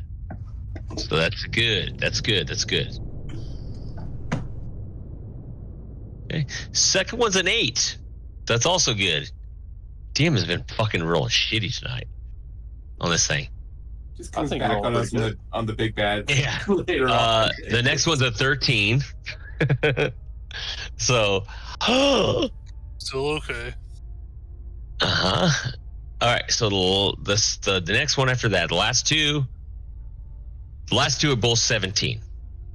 Okay. Okay. All right. So the first one's the first of those two, they're both 17. They hit, is gonna sneak on you and attach itself, and it's gonna stick. So basically, they're both gonna stick into you. One's gonna stick into you for 7 piercing damage, and the other one's gonna also stick into you for 7 piercing damage. Holy shit. So 14 total, sir. Yeah, so you have 2 out of all 5 of them. 2 of them are gonna just like and just start sticking into you, like as the third's like going to just, they're gonna attach themselves to you, and they're gonna just start like just fucking leaching blood from your body. But here's the problem. And actually, I will allow you. I think this is a good time because everybody's out of turn order, right? So I think this is a great time. The fuck was that? All right. It's like a huge explosion out here. I don't know if anybody It's heard an that. echoey cave, and it occurs every 2 minutes. Everybody hear that shit right now? That was fucking loud. That was loud as shit. I had beans earlier today. That's fucking loud. Yeah, just think about the scene in my pants. I'm not even gonna have you roll anything. I'm gonna allow you to fucking like role play the shit out of this right now to get their attention. Yeah, I think that's probably the best. All right. So where you said they both stabbed into me? Sorry. So the last 2 are going to fucking move up on you. Yeah, and it's basically like, hey, like the first 3 like mosquitoes. You're like, smacking them away and all that. But the last two just stick their large fucking beaks into you, or large whatever. I forgot what they're. Thank you, sir. Into you and start just absolutely just start sucking, and you feel it as they're so large, you actually feel that penetration by a lot. Oh yeah. I knew it. Okay, you said roughly how big are they? Oh, they're tiny. They're small. They're large. I'm gonna say bat size. They're like bats. So, if they're stuck into me, if I move, will I not get they shouldn't get an attack of opportunity. They should just come with me, right? True. Yes. Okay, then I'm going to loudly just go, "Oh, what the fuck!" and then run back out here into the hallway, just throwing my arms around and just screaming, all sense of being quiet or stealthy or anything is out the window, and I'm just Oh shit! waving frantically and screaming, asking people to get it off me. Hold on, my bad. There was a 6-1 that you were on top of. My bad. Hold on, there might be another one. Oh shit! My bad. Blood drain. All this goes down. Nope, that was an 8. You're good. So it's just the 2. Yeah. So like the what's the name from I'm assuming the Mummy So when he's got the scarabs in him. Yeah. It's either you said bat, so my brain went to Ace Ventura when he's running out of the or Ace Ventura 2 when he's running out of the Batcave. What you want to do when they come for you? Okay, It's so you combine that with Orlando's character from Evolution when he gets that thing in his leg. Yes, it is not game relevant, but inspiration for bringing up that amazingly underrated movie. Yes, I don't care. Okay, that movie's fucking. I love Evolution. Thank you for bringing that up. Holy shit, It's so good. it's really so good. He thinks he's an athlete. He got to keep it. It's going towards testicles. Take it. Take the leg. It's going towards his crotch. Take it. All right, we're gonna add turns here because you guys are obviously gonna clearly see him running out with these creatures on him. Okay. Because they're stuck on him. There's no other way to put it. They're stuck on him. We can laugh though. Oh, 100%. Huh. Yeah. Hey, sorry, Dan, you hit the imp again. I'm gonna fucking kill you, dude. Well, whatever. Can't wait to kill that imp. You're not going to. I'm a fucking going to. You're the I'm game gonna fucking master. do it. You can do Just it bring it anytime. back every time. Yeah, I was gonna say that. Thank you. I'm the dungeon master. I can do whatever the fuck I want. Just kill him. Hydra's crawling around on the ground, and a pebble falls on it and kills it. Keep throwing that fucking imp in my face. I'm just kidding. Oh yeah. All right. Ooh, I missed one. How did I miss him? What the fuck? There we go. No, holy crap. Okay. All right. So speed. Let's see. 1, 2, 3, 4, 5, 6, 7, 8. Okay. So the unfortunate part here.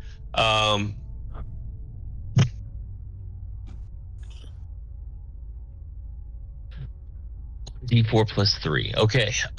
So you're gonna lose some hit points as this Sturge is stuck to you still, Falcus.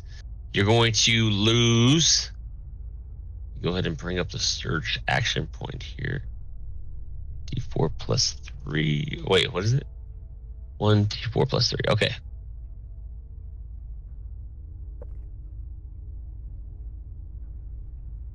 How do you fucking advance roller? There we go.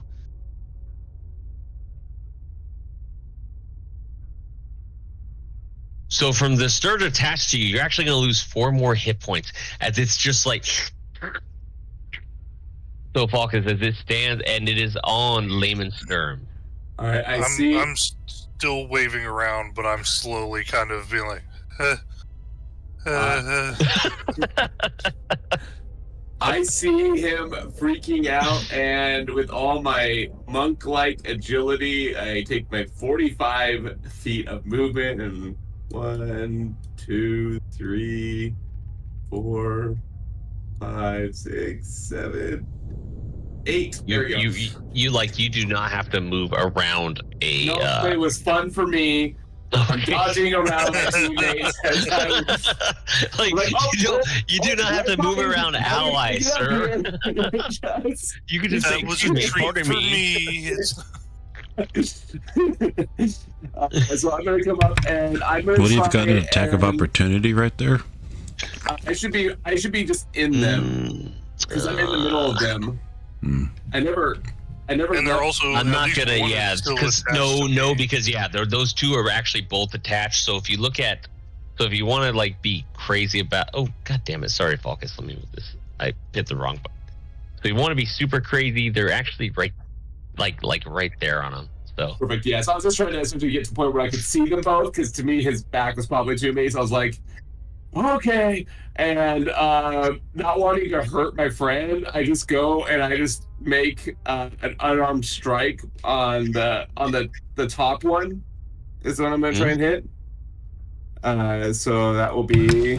You're just mushing him into him. So we'll add 7 to this, because again, the game won't send these attacks forward for whatever reason. What's the roll? It's a +7 to whatever comes up here, so it'll be a 17. 17 will hit. Cool. So I will do on the top one. Yeah. So that'll be a 1d4 + 5. So that's gonna be 7 points of damage to that top one. Yeah. So you manage to actually just like it detaches finally as you knock it completely dead as it's stuck. Like you pretty much like a giant mosquito. You just smashed it. Nice. You mushed it into him. But fair warn, this was smashed on Falcus's skin. I was trying to knock it away. Yeah. Like, So you're gonna knock it away, and you're gonna hit it so hard you're gonna knock it away that it kills it. But this is a giant Prometheus being like detached from his skin. Okay. I can't do much about that. There's not gonna be any damage to that, but just I'm talking about like in terms of like flavor text. Oh, that's fine. Yeah. So I'm literally knocking this thing off. I'm breaking its body off its proboscis. Is what it sounds like. So then I turn to the other and still open palm strikes again, trying really hard not to hurt Falcus in the process. I'm not using my staff or anything. Dear Lord, man, what kind of bag of chips are you working through? It's. I thought I had muted it, but I didn't. It's definitely not a bag of Lay's because there's not a lot of sound of there's not a lot of air sound on that one, so it definitely wasn't a sound of like Lay's on that one. Cheez-Its. Oh, that makes more sense. Okay. Cheez-Its are the best. That's the ghost snack, baby. That's awesome. So I'm gonna follow up with another unarmed strike, trying to slap the other one kind of off. Like, so it's kind of like a wax on, wax off move as I'm trying to like knock these things off of Falcus. Okay. As we'll do our D20, we'll add 7 to whatever this is. That'll be 11. I'm assuming that doesn't hit. 11 does not hit. Okay. So that was my attempt to try and get them off of him. And yeah. Okay. So now it is on. So that one's dead. That one is going to fly up on you. In that room there, Layman, and it is going to try to attach itself to you, and it tries to stick you. This is going to be a 16. Negative. It does not get you. You managed to swat it away. You swatted it away, sir. You swatted it away, but this one's going to move through, and do you swat this one away? You tell me. 19 is my armor class now. Nice. This is a 23. So this one is going to get you. This one is going to get you for 7 piercing damage as it sticks itself right into, like, almost like on your shoulder, into the back shoulder area, and starts just like sounding like my ex-girlfriend. And it is on Divinicus. Divinicus. Is on Divinicus. You're seeing this happen. There's one stuck on Divinicus, or on Layman. There's also one still stuck to Falcus. Can I whack it like from right here, or do Sure. I have to, or do I have to go down here? We're just not doing phrasing anymore. Raising. I was muted. You've been muted this whole time, or what? Oh, do I have to move here, or can I still stay like right here? You should be able to hit him from there. He's basically attached to him. Are you Okay. whacking off Falcus or off of me? I was gonna go Falcus since he's the one that's been like actually like Nice. had 2 of them like No, stuck in I his mean, Yeah, blood. you did have so, 2. Yeah. I'm gonna go ahead. I'll just do an unarmed strike because, yeah, I don't want to hurt him. A 16 plus 6, and I think it's an automatic 5. That's I a don't hit, know man. what their armor class is, but yeah, Ooh, I didn't mean to move that one up. My bad. or their health points or whatever. But yeah, just the Fuck. 5. I don't want to hit or hurt Falcus. Hey, So I DM, just to be clear, the one attached to me is the one to my right. Yes, correct. Cool. I need to hit the alt. That's the right button. Anyways, yeah, you're gonna take this one completely. Yeah, you're gonna detach this one from Falcus. Cool. That's it, I guess. I mean, I can move next turn, I guess. I'll just stay right here for right now. Okay, That's it. that is it for that one. It is on Falcus. You are free. You are free from the damage that they were attacking, and you see that the 2 are like on the ground dead, kind of like twitching a little bit, and your own blood dripping from the proboscis, and it is now on you. As you see that Layman there has one stuck to him, sucking his life force away. Yeah, I'm gonna try and We're giving him the greatest night of his back life. off of his. This isn't so difficult than the times in the monastery I've been reading about in this book I have, but you know, it's. Hey, DM. Since Hold on I'm- 1 second there, if you can hold your question until his turn is over.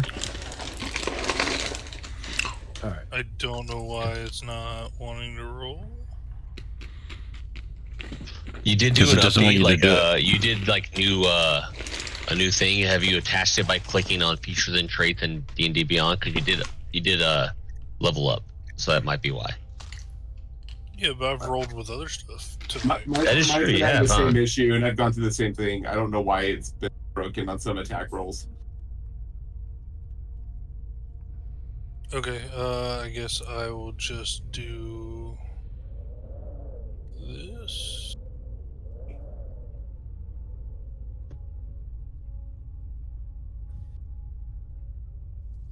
And add a 1 to it. I don't think I can, but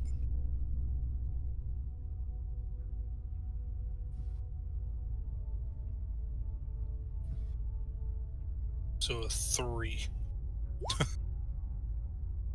What was that for? Like a To try and swat the one off of. so an armed? Yeah, that's gonna miss. You're gonna kind of like.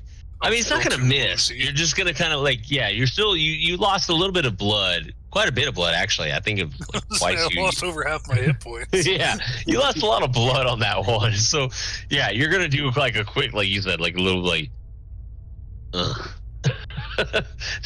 You're trying to get this one, and you're trying to pull him off. But yeah, the strength is just not there to do it. unfortunately. Then I'm gonna stumble away and go over here. Yeah. Been a little woozy, man. And Vessi, you had a question before I move on to Jiggy. Yeah, I'm not in turn order, so I was assuming since I'm inside of this room, what I How are you was not gonna in be turn doing. order? Okay, You that's never my left the fault. room. You never No, put but me in. Yeah, he can't see it. So go ahead So- and roll it real quick. No. I already rolled it while we were doing the whole thing. Okay. But what I was going to say is since I 18. wasn't put in the turn order, what I was thinking what was happening since Falcus left and I didn't see, I was preparing this room anyways. And part of Okay. that preparation was I was closing the door. I was going to take the old bones that are sitting here in the dead bodies and put them up against the doors to let us know if somebody came in while we were gone. And Oh, he's so giving you okay. while they're doing the whole fighting and everything, I'm not hearing any of this since I closed that door. And then I'm preparing this side over here because I'm going to go out this door and do the same preparation on it. Okay. By Yeah. setting up bones and stuff. So he's making sure you guys are good to go and you're straight.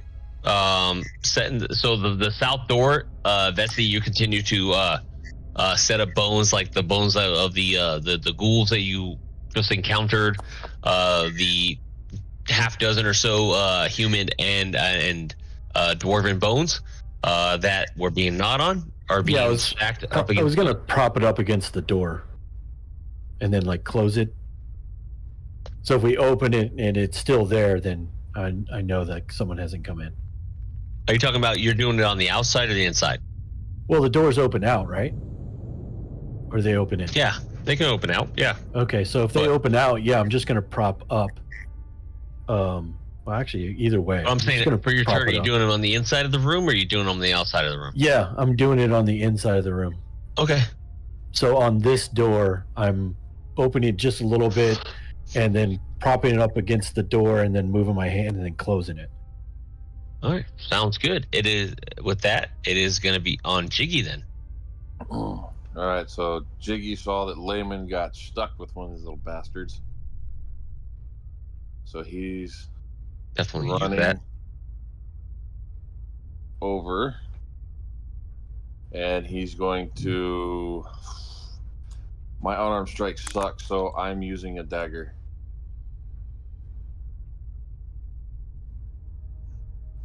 So yeah, I'm gonna stick the one that's attached to Layman. I'm gonna try to jab it at the side. I really hope you kill it. Don't roll a D1. All right. Honestly, I would earn whatever happened at that point. Oh yeah, Jiggy hasn't forgotten. 15. Ooh. 15 will hit. All right, that thing's dead. I gotta move that over. Or no, not dead yet. Then D4 plus 5. 6 piercing. And that one, yeah, you got him. So you detached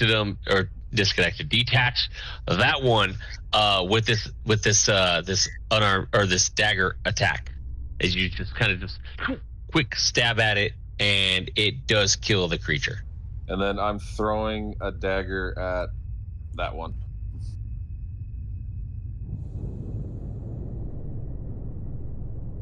Oh, okay. 11. 11 misses. The dagger goes flying. Okay.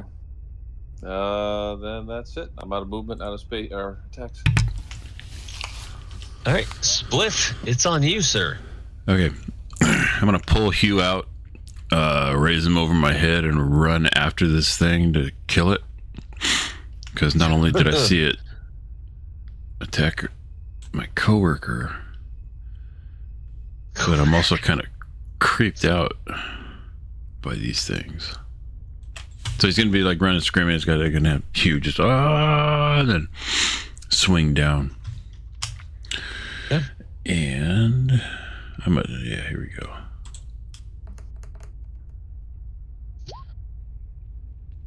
$11 misses. as it flies kind of to the side and avoids your attack. It did show up. Okay, there it is. All right. So now I'm just gonna stand there looking at it, dumb, like, okay. And as you do, Mhm. the one from the south is going to fly up. I knew that was and, gonna and happen. try to attack you. 15. No. Ooh, your AC is better than 15. 16. Nice. So it doesn't. Oh, I didn't mean to hit that. Thanks to the ring. Initiative again. So it does. Okay, so you definitely avoid that one. Damn straight.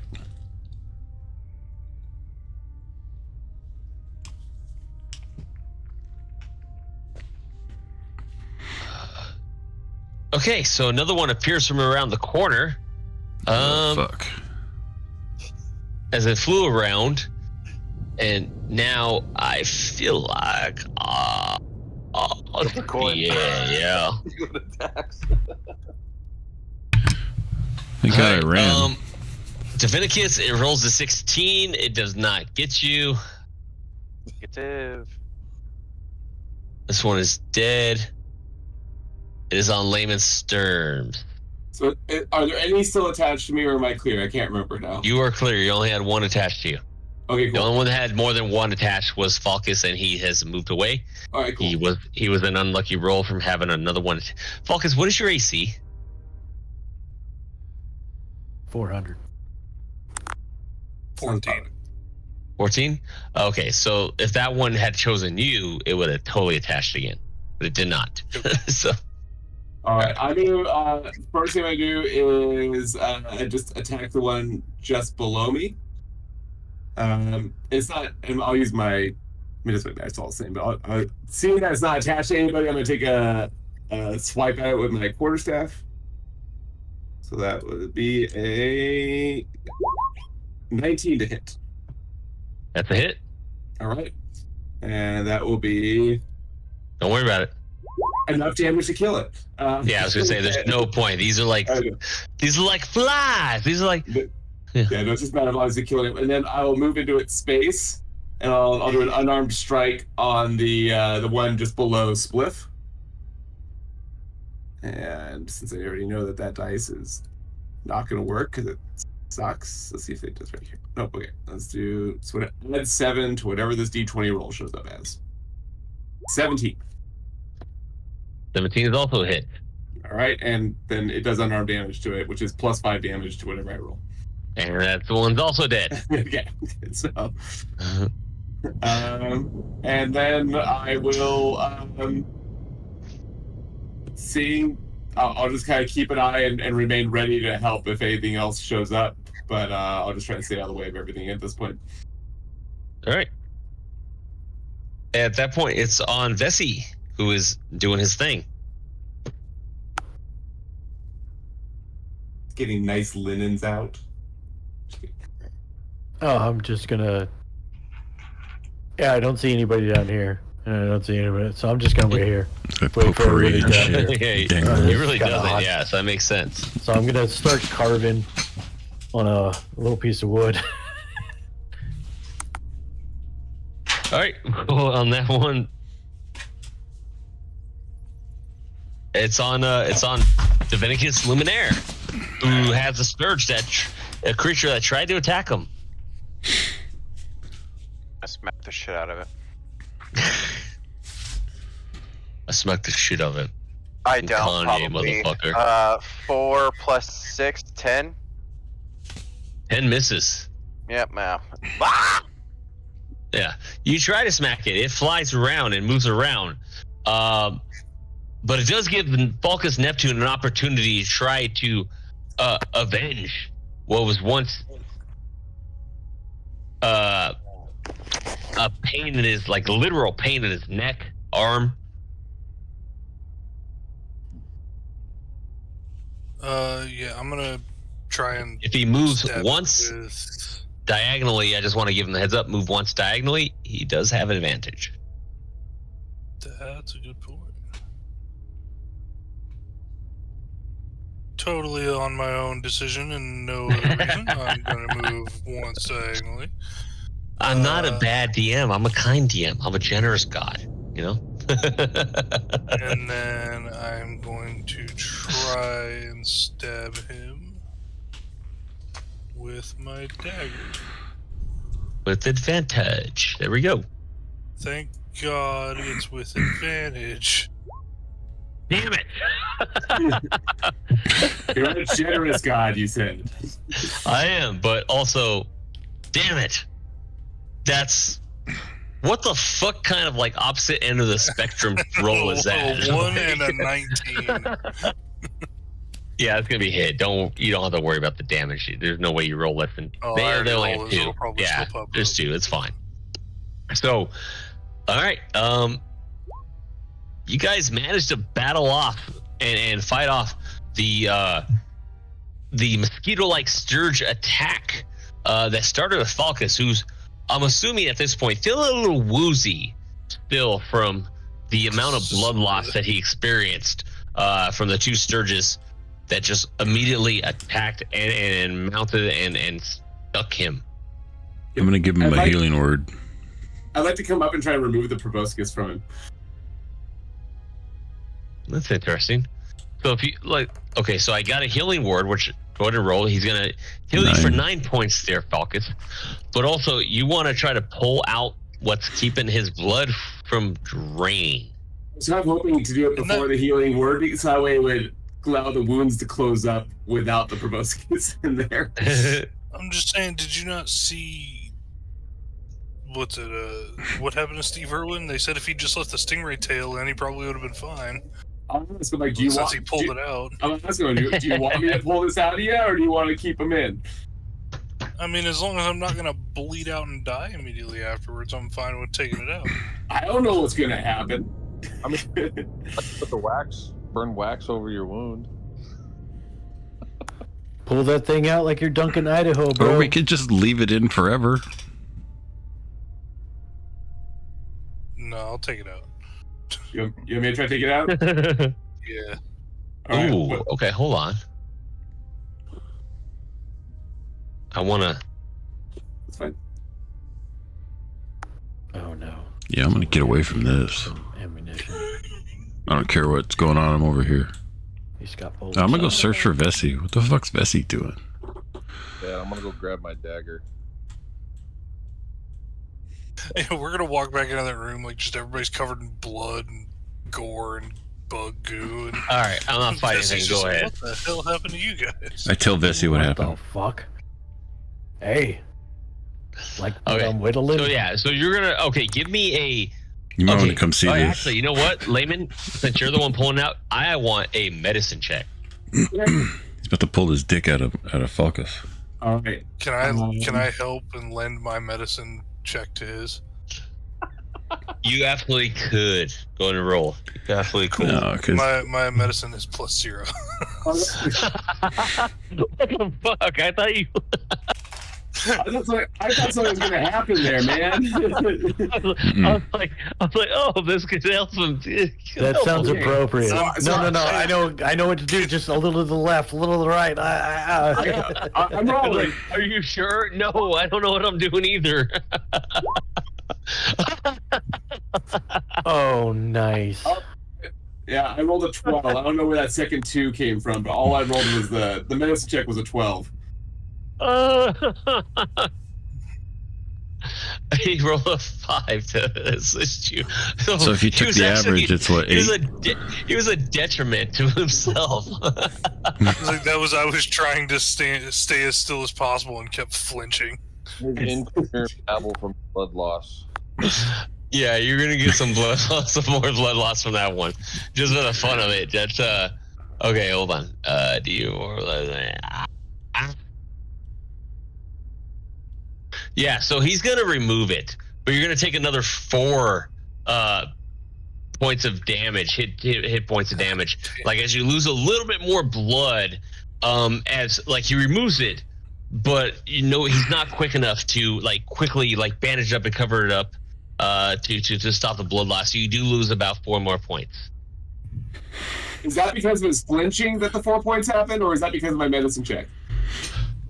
No, that's because he tried to help yes. you.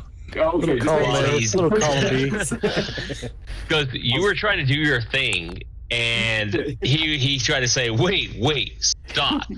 He's over there stabbing That's himself. very clearly what happened there. He's like, you gotta put your knife he's like, in here. Here's this. Let me flex real quick. Here's the vein. Go here. As a sovereign citizen, I have a say in my healthcare. That's awesome. Is there 2 stuck in him? Because I can go, or did I get both of them with that? No, I'm He good. did have 2 technically, but we're just gonna leave it at that. Yeah, Okay. he's already lost enough at this point, I'm more dead from the healing than I was Yeah. from the bugs in the first place. and it is not been long enough for a long rest. So that's That's fine. Yeah. That's hilarious. Yeah, it's been what, an hour since we All woke right. up. See that I got the you proboscis guys out. came into the fucking. It's been nothing since you guys went into the cave. You guys have been moving through the cave for quite a bit. Yeah, since I we would like woke to- up, right? An Can hour. Can I move? Yeah. Can I move into Give or that take. cavern, or is it somebody else's turn? I mean, I'm What's it? going in the cavern to look for my dad. I just don't want to mess with the DM's roleplay turn order. No.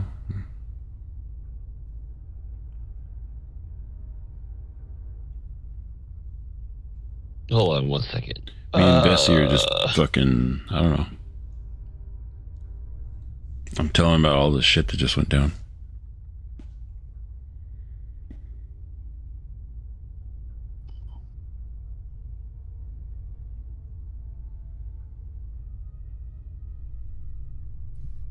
Fuck. I hate people at work sometimes. Hold on. Yep. I know. We're going till 7, right? Okay. They're at work and I'm not. Little after 7, give or take. Oh, okay. Yeah, Alright. but around that area. Yeah, around that. I needed to know. Yeah, no worries. But a little bit around that. Okay, so you moved up with him. He's you can see Vessie's kind of marking it. He's the door's clearly shut, right? I think Vessie, clearly you Yeah. shut it. I've shot it. I've put some traps. Not Dude, traps. that's a but, brilliant idea, man. Layman is helping at that time. Layman is helping. Fuck. He's helping. I don't think Fuck's a part of our party. Yeah. He's helping Falcus Neptune with the just healing talking. and everything. Divinicus is right there, Watch. doing whatever Divinicus does. Jiggy has moved back down into that cave system area. I'm not-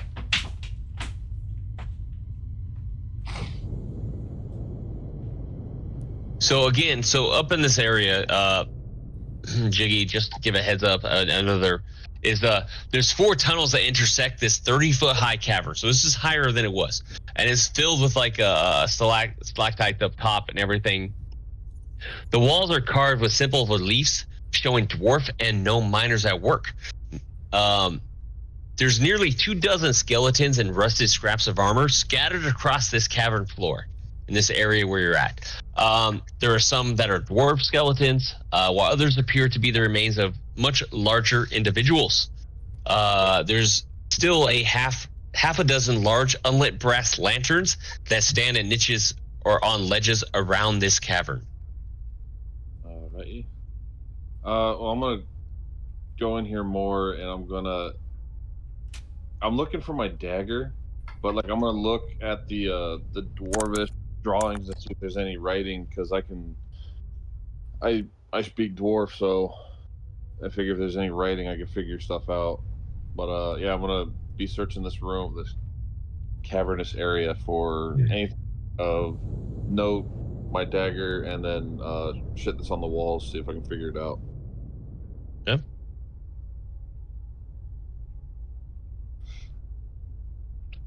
Yeah, so there's nothing like really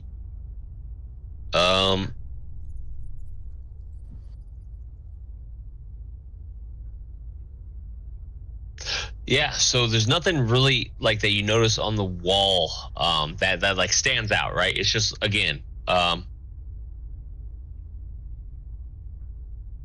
You see all the skeletons on the floor. The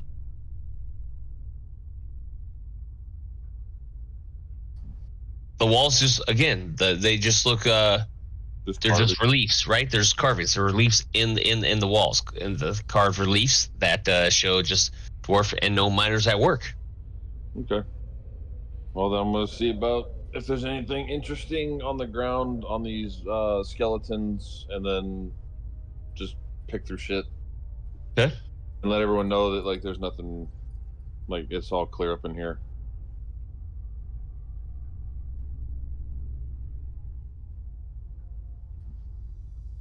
Okay.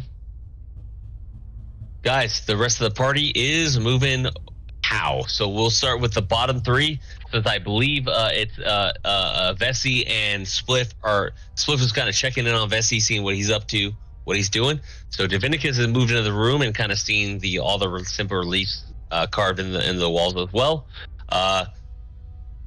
Layman and Falcus, as he is tending to you and doing what he needs to do, what are your guys' moves at this point? So he said that this whole area down here is clear, or just this room, this cavern was? Just this cavern. I mean, from what he sees. Yeah, from what I see. All right. I'm gonna let Falcus know, because I'm like, I still feel like we keep running into danger. I kept saying we should clear the room. I feel like we keep running into danger. I don't like that we don't know kind of what's to the west of us beyond the rubble, so I want to go take a look at that real quick. So I'm gonna move 1, 2, 3, 4, 5, 6. Hold on. 7, 8, 9 to here. Just trying to investigate what's going on in these areas. I haven't been down there, and we just keep freaking running into crap that wants to kill us. So I'm trying to investigate. As you move down there, you you just see a couple openings. Like again, you're moving south. You see an opening that goes west. Opening goes south. As you move there, Falcus, who I was getting to too, as well, has moved back into the room where he was first attacked by the Sturges. Again, the skeletons on the floor still remain.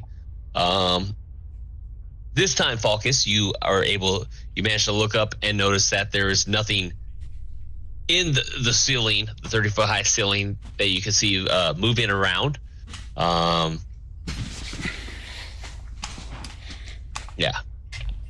It's kind of a little all clear at that point. Vessi and Spliff back by the door. What are your moves at this point? I'm just going to come back down to everyone. All right. Yeah. And Vessi? Yeah, Spliff, I'm guessing he told me what was happening, so yeah, I'm gonna come down. Yeah. That's my move right there. Okay. Yeah. So you haven't quite seen the damage done yet, so Nope. let me go ahead and just go with the one. All right. So what if fit with this one there? Spliff, you see as you move past Layman, you see what pretty much amounts to the opening of the tunnel that you these other peered connector. in through before. So Cool. This is it. From here, the tunnel to the exit. yeah. Rangers. And now, so the other ones in the other rooms, and Spliff can also see it too. You guys see, hey, there's an opening to the west where you see Spliff kind of like peering into that tunnel that he had seen before, that he had peered on the other side of. But you guys also see that there's a pathway to the east that kind of veers Spliff. Okay, I just keep it a little less movement. But you also see I think it's because of vision on your stream. Just let me know. That's fine. It veers towards the northeast, but you also see that there's a pathway that leads to the south, and you see that the south itself has two openings that go east and west, as well as even more south into a caved in rock formation. So with that, I will leave it on the turn order here of Jiggy. Falcus, and Divinicus. All And then move on to the next. right. I kind of want to see what's down here, but I'm gonna stop right here, and I'm gonna wait for everyone to link back up in here because I can see Spliff. Yeah, I'm just gonna wait until everyone gets back in here before I start making my way down south, or if we want to go to this other path here to the east. Okay, Divinicus moves down. So with that, he's gonna wait. Divinicus is gonna move, so it's now gonna be on Falcus. Basically, everybody else can make their movement. We're out of turn order, so you guys can definitely take your dash as you move if you wish to. Falcus, what's your hit points at? You're muted. That's how hurt he is, dude. He can't even talk. Yeah, the one of the hits was to the mouth. No, a little bit more than half hit points, so 18 out of 31. Let me. Wait, you're at 18 or you lost 18? I'm at 18. I was at 13. Let me. I'm gonna give you. That's why I said I was acting woozy. Yeah, let me. I'll give you.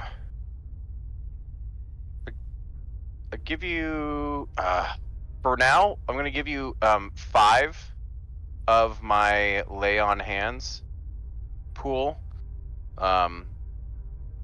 If we need to later, I can give you some more. I just want to potentially save it for like down people and whatnot. So just want to make sure you're a little bit closer.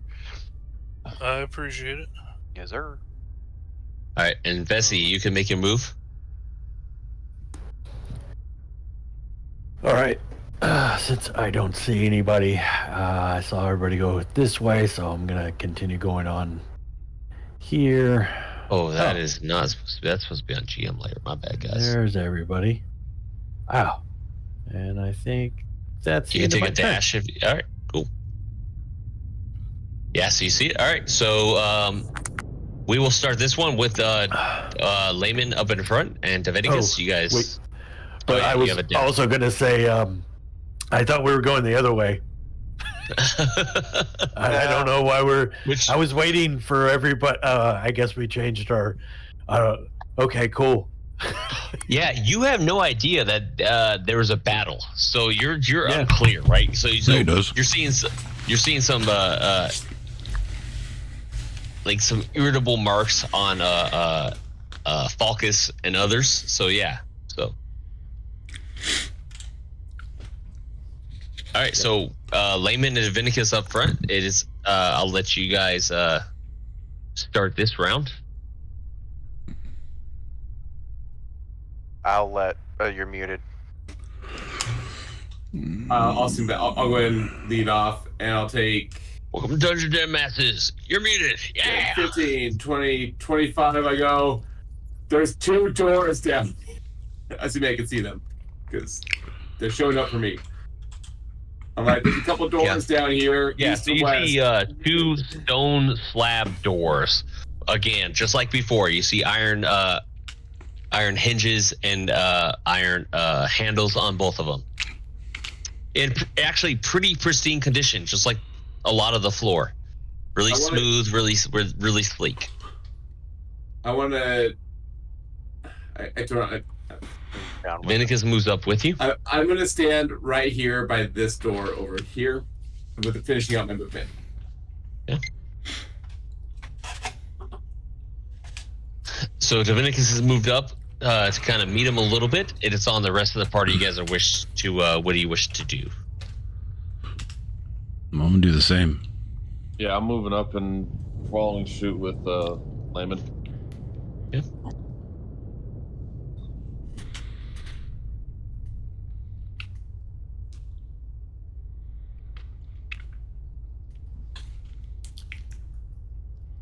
I'll say, I think we should check this door first. And Vessi?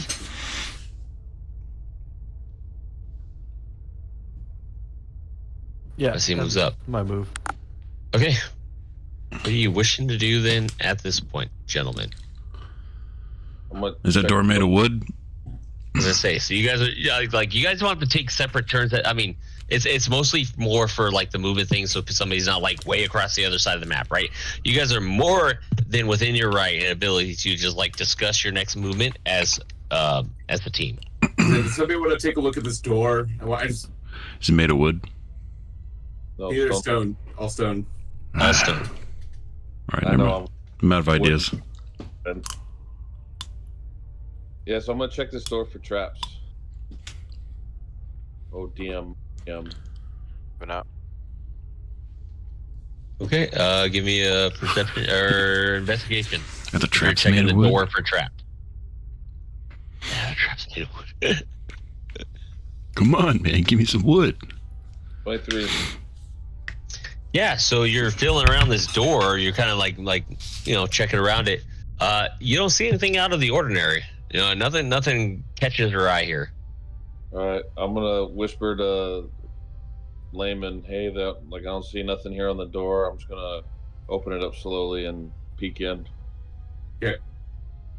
No, I'm ready. I'm ready if anything props up. All right. The rest of the group, the rest of the party, he's talking about sneaking in. What is everybody wishing to do? Hell yeah, kick that bitch open.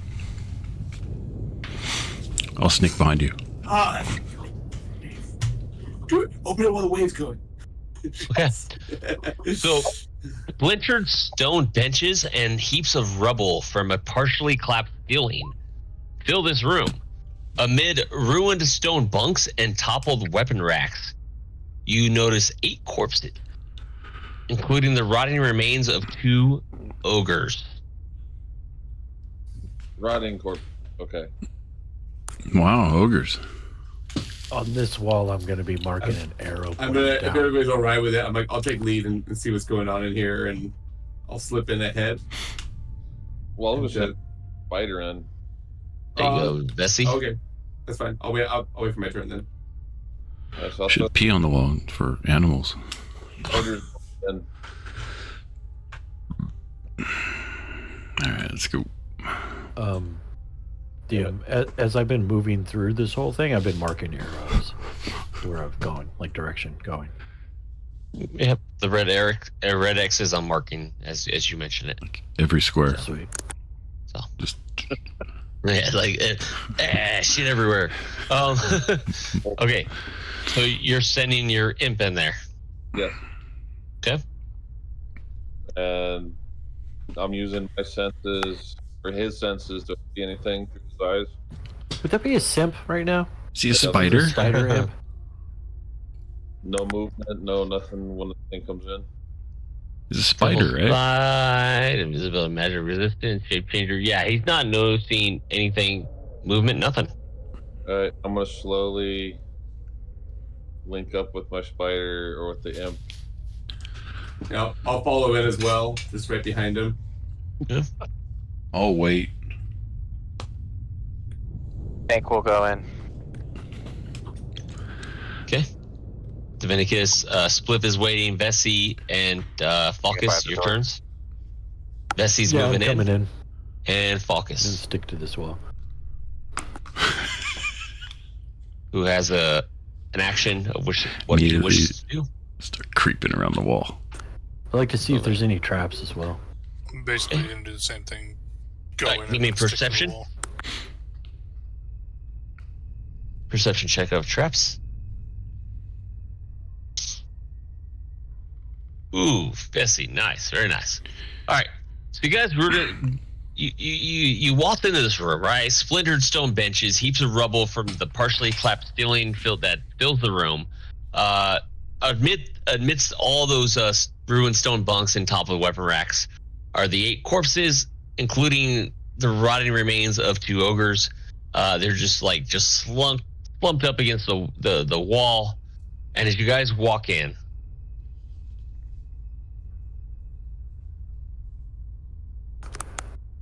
Oh no. Vinicus runs out the door. Classic. Oh, the door's closed. There. That's funny. Oh no, I'm stuck. There you go. Yeah. So No, as we you get guys, shut.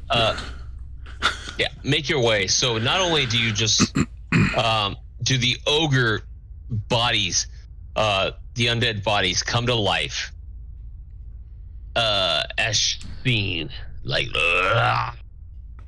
in a zombified form of the ogres, but also on top of that, you guys kind of just start to look at this. The dwarven bodies scattered amongst the floor begin to come to life as well. And, obviously, this is not, the zombie dwarf, but this is a zombie, so you can kind of have an idea. And again, back to this. I'm so They're glad I just didn't go going in to, there. like, yeah. That's how the dwarven bodies on the floor begin to come to life. And we will be back in another turn order. Let me add you guys before you roll. Another turn order. I never saw this coming. Let's see if it works if I do it this way. Since I Well, my really wife wasn't said, surprised, can I shut the door? On your turn at this point, yeah. Ah, okay. Damn. That was a terrible initiative order. It sucks. Oh, Yup. Had really good ones until now. bam. Dang. Yep, that door's shutting, guys. The Lord told him to. It's just- Fireball. Fuck. All right, let me go ahead and Ooh. Looks like we all very poor initiative rolls. Yeah. I didn't see most of them. I just see. What the hell? all right, let me get all these guys in now. Where'd my thing go? Where'd my Did I not get you initiative or You what? did, and then I hit backspace and it disappeared. But I was just backspacing the numbers. Oh, where the fuck did your guy go?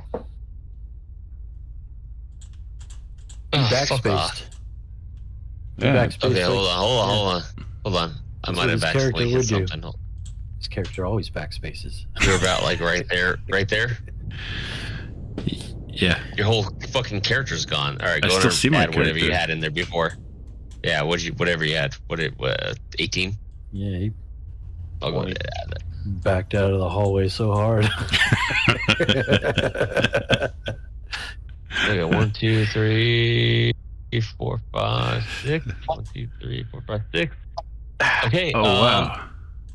Do It is we going to be right on there. Spliff then. Spliff is the first before Why is Divinicus. first. Divinicus all the way over there? Who moved Divinicus? Oh, that's Yeah. the disappeared. Okay, hang on. I'm Spliff, moving. you're Something's right going there, on. sir. I just added you back. That's why. Here. 24 is my. I can't alter my. Oh, so you can run first before anybody else does? I don't have to run. No, Spliff, you're 18, according to your thing. You had No. a D20 plus 5, you rolled 13 plus 5. It's just 24. No, No, you're thinking the 18 first plus roll 5. This has thing, 18. this roll I see ahead of time. Yeah. 19 plus 5. No, there's a. Oh, Yeah, not, yeah, that's 2, stealth. the first one. I mean, either way, you're first. It doesn't matter, you're first. That's So, stealth. That was stealth. oh, that's Yeah. stealth. Okay, either way, Yeah. you're first. My bad. You're right. I apologize. Híjole. Yeah, 24. You are first. Give me what's Well. due. Yeah, I'm gonna run and shut that door. Yeah, I don't want to give you what's No, due, I'm not gonna shut the that's- door. That's what you're doing. Hold the These door. These are fucking Hold the undead. door. Gosh. Might as well. I Fuck it. Oh, did I move? Almost. Goodness sake. If you want to move, yeah, it's on you. What the fuck? Oh wow, yeah, you're almost last. Yeah, you're right there. Damn. Right there? I got you right outside the door right there. It's not. That's not what I'm showing. Reboot or refresh. Right. 1 second. I mean, Spliff broke it again. Spliff. Way to go, Spliff. Way to fuck way to it go. all up for Yeah, everybody. you messed it all Yeah. up for all of us. Okay, so I can't select my character, so We all know if we fail this campaign, whose fault it is. It wasn't the DM's fault. It has to be a player. It's Spliff. okay, can I hit this guy with a crossbow bolt? Fuck it. Can you? Well, I can't move my character, so I want to be right here, and I want to shoot this guy. See, what I'm curious about is that why you can't like hit your character or move your character. I don't know. But- I backspaced. I don't know. Everything I just- fucked up after the I backspace. deleted him and then I added him back in. Yeah. Let's just do this. 21. Hold on. Controlled by. How about this? Swiss Spark Dart. 12 damage. How about this? There you go. You should be able to see him now. And control him and move him. I got him. All right, here. And I'm going to shoot that fucker. 21 and 12. 21 hits. And which one are you hitting? That guy right here. Yoger? Oh, that one. Right here. Yeah. Yeah, that's going to hit. And you're going to do it for 12 damage, max damage. Nice. And that is piercing. Let me make sure. Double check all this shit. All right. Sounds good. So that is a done deal. Mhm. You did get this one's attention, and he's gonna move up on Layman. Cool. And yeah, he's and try to slam Layman to the ground. He's gonna roll a 10, which is gonna miss. This one with the movement of 5, 10, 20, not gonna do shit. However, this one in the back. The ogre is gonna get up. The zombified ogre is going to get up and move 5, 10, 15. Okay. This one right here is going to move up 5, 10, 15. He's going to go after Divinigus, like a dwarven zombie for 17. Nope. He's going to miss on Divinigus, who thwarts his attack. And it's going to be Vessi.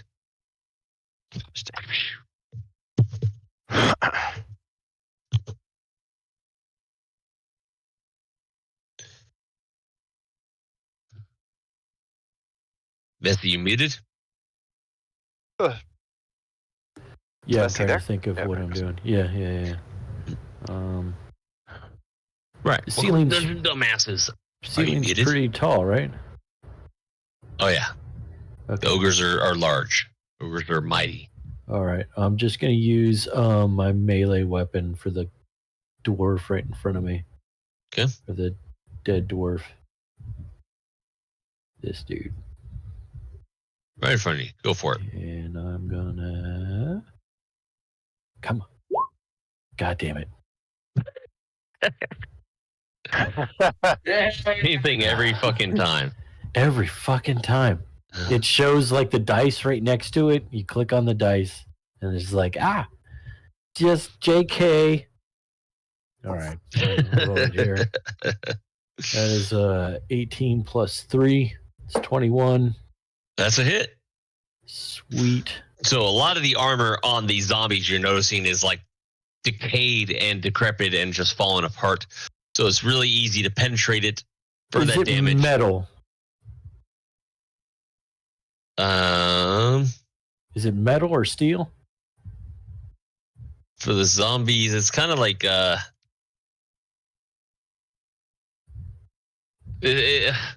it's old. It's like, I guess it's the best way to put it is it was a chain mail or it could be plate mail. Let me double check on that one. But either way, it's like kind of old and not intact.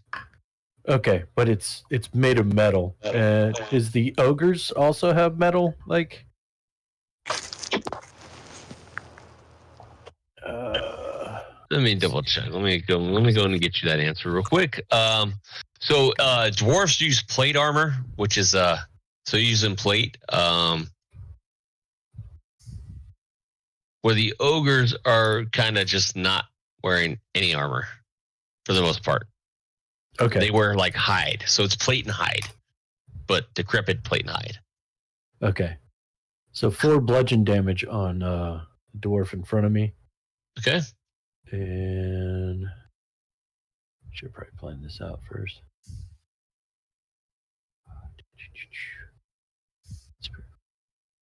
I'm going to summon Wildfire Spirit, which is a bonus. Nice. Level 4, baby. And I'm going to turn the command at each one. So I'm gonna pop in. I think I can do it right behind. Does it? I thought it did damage when it It's the teleport appears. ability on it. It's not. it might be. It might have when it bamps in. I just know that it's the teleport thing that you're thinking of. Choice. What Yeah, are it you is. casting again? I'm just summoning my Wildfire Spirit. I don't think it gets a turn on this one, as it's a bonus action that I have. I think I can. It gets Command. a turn next turn. Okay, so no. Okay, so you got it backwards real quick. So summoning the Wildfire Spirit itself is an action, and then commanding it to do something is your bonus action. So just heads up. Okay, then never mind that. Yeah. Shit. So on your next turn, use an action to summon it, and then you can attack Gotcha. and then use it as a bonus afterwards. Shit. Yep. All right. Yep, that's it then. Okay. It is on Jiggy. All right. Boy, oh boy. Yeah, this is a hell of a battle. Yeah, I'm gonna do Eldritch Blast on that ogre there. The one up north? Yep. Okay. 21. 21 hits. For 7 damage. Force damage. Force damage. Very nice. Okay. And You'll take that. is it. That is it. Falcus, you're at the very south of this room. You've seen every dwarf come alive and both the ogres. So it's like they're almost coming your way. So it's on you, sir.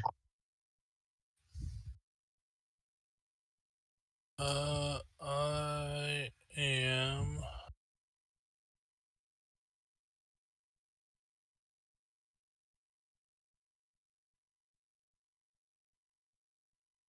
going to. I can use my action to do that. Okay, I'm gonna cast Witch Bolt Ooh, okay. at this one. The giant ogre to the west. Nice. I think that's within range. 5, 10, 15, 20. Should be. Yeah, I think it's just within range. See, Okay, with- so that is. Gotta remember his range. His range starts at like the end of where your square is versus the start of their square. True. Yeah. All right. So, Witch Bolt.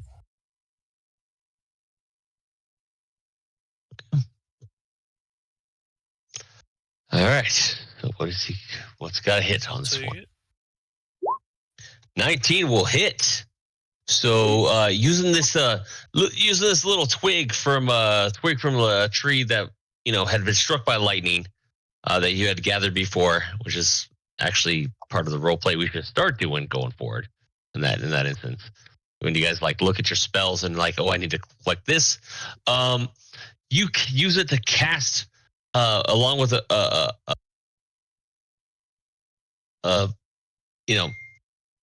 uttering a little spell word, cast Witch Bolt, which causes 10 lightning damage to this undead ogre. He takes quite a bit, and you can see the burn from the lightning damage. And you still have movement if you wish. No, think so, because I don't want to provoke an opportunity attack because this is concentration. So Okay. Smart. It's on layman's terms then. All right, I'm gonna the one to my left. That's the one that got hit by the crossbow bolt by Spliff, right? Correct. Yep. Sweet. I'm gonna open up with a strike adding with my quarterstaff. That's a 23 to hit. That is a hit. All right. And he takes 8 points of bludgeoning damage. Ooh, nice. And he's still Okay. standing, I assume? He is still standing. All right. I'm going to burn a key point and do Flurry of Blows. So I get to make 2 unarmed attacks instead. Yeah. And so I'm gonna try and after him with the quarterstaff, I'm actually gonna try and headbutt him. And that will be that still won't send my attack over. That's awesome. All right, so we'll add 7 to whatever these are. So 19 to hit. That's a hit. And then we'll add 5 to whatever this is. So 6 points of bludgeoning damage. And you So this is my headbutt. yeah, you drop this zombie. Like it's dropped, and it's like the zombie just drops dead. Nice. And I'm like, and I'm like having a flashback moment of the zombies in the village. I'm like, I feel like these guys don't stay dead, but I'm gonna since I'm only bent forward from headbutting, I'm just gonna do a kick behind me and hit at the zombie behind me that's in front of Bessie. Do I get advantage on that? I'm kicking backwards. I shouldn't have advantage if I'm doing that because I'm attacking forward. So It's not advantage. It's also like a part of a multi-attack type thing. So yeah, okay. Okay, cool. So yeah, either way. So we'll add 7 to whatever this is. That'll be 22 to hit. that'll hit. And then we'll add 5 to this for this backwards kick I'm doing. 8 points of bludgeoning damage to that guy. Nice. And the zombie that you dropped with your thing that had fallen down starts to and climb back up and starts moving and lunging towards you. Okay. So just heads. But that was the entire. You're into your turn. That's going to what be I on had that there. zombie's turn. So he's not attacking yet. I might turn to Jiggy. I'm like, do we want to try that thing we've been talking about? And then that's about it. Okay. Divinicus, sir, an 18. Yeah. Does that hit? My AC is 18. Okay, so it is going to grab you. This ogre zombie, this zombified ogre is going to grab you and slam you down, and try to do everything it can to you for a total massive amount of 2 damage bludgeoning. Oh, fantastic. 2. It's a D6 plus 1, and it rolls a 1 plus 1. So, Fantastic. Lucky me. I I thought you know. were saying it was grabbing me and gonna. Okay. it's all right, but this one is going after Jiggy, this dwarven zombie, which is going to hit Jiggy for 22, which is going to hit. It's not a 20 thing, but it is going to grab him to slam him down for 3 bludgeoning damage. I don't consent. Well, luckily, we live in this 2024 America, and that doesn't matter. It is now on Divinicus. I'm is going unfortunate. to. I'm going to No, not really. do my celestial revelation, the radiant soul, and it will bring the wings out. So then I can add 2 extra damage. I rolled a natural 19. So, which is with Talon, which is a +7, so 26 should hit. Oh yeah. Okay, and since the wings are a bonus action, but I want to be able to real quick. I'm guessing these are like high ceilings, correct? Yeah, it's so they're all these wings. So this area, it's all about, like I think I was mentioning before, like unless otherwise mentioned, they're about 10 feet high. So with these ones, being with the ogres and everything, I believe these are, they're all about 10 feet high on this one. Okay, my thought with this was flap the wings. I'll take the opportunity to attack from the dwarf zombie, but then essentially I want to be out of range of it and be just in fighting the zombie ogre right there. Yeah, this room's about 10 feet high. So you're flapping your wings, you're like spreading your wings, and it looks I don't know, I can't speak for all the players, right? But it looks fucking glorious. As they just like yes. You know, almost like the end of Jeepers Creepers, where he's got a hold of Justin Long, and the wings just go, you know, and Yeah. All right. but not enough to do the damage. Yeah. Okay. So let me 7 plus 7, so 14 plus the 2 radiant damage as well. Ooh. So 16 damage on the ogre. 16 damage. Yes. Yeah. Yes, sir. That's one shot right there on that ogre. As you cause the zombie to kind of like just, you know, back off, just but cool. Let's find out. Hold on. So it's 16 damage. Yes, sir. Usually saving throw 14. Okay, cool. But it still survives. Yes, I knew it. Okay. But it is falling down like it's like and then after a second it's just like Of course it did. Okay. That's fine. I will. Can I? I'll stay put for that. I'll stay put for that. Cool.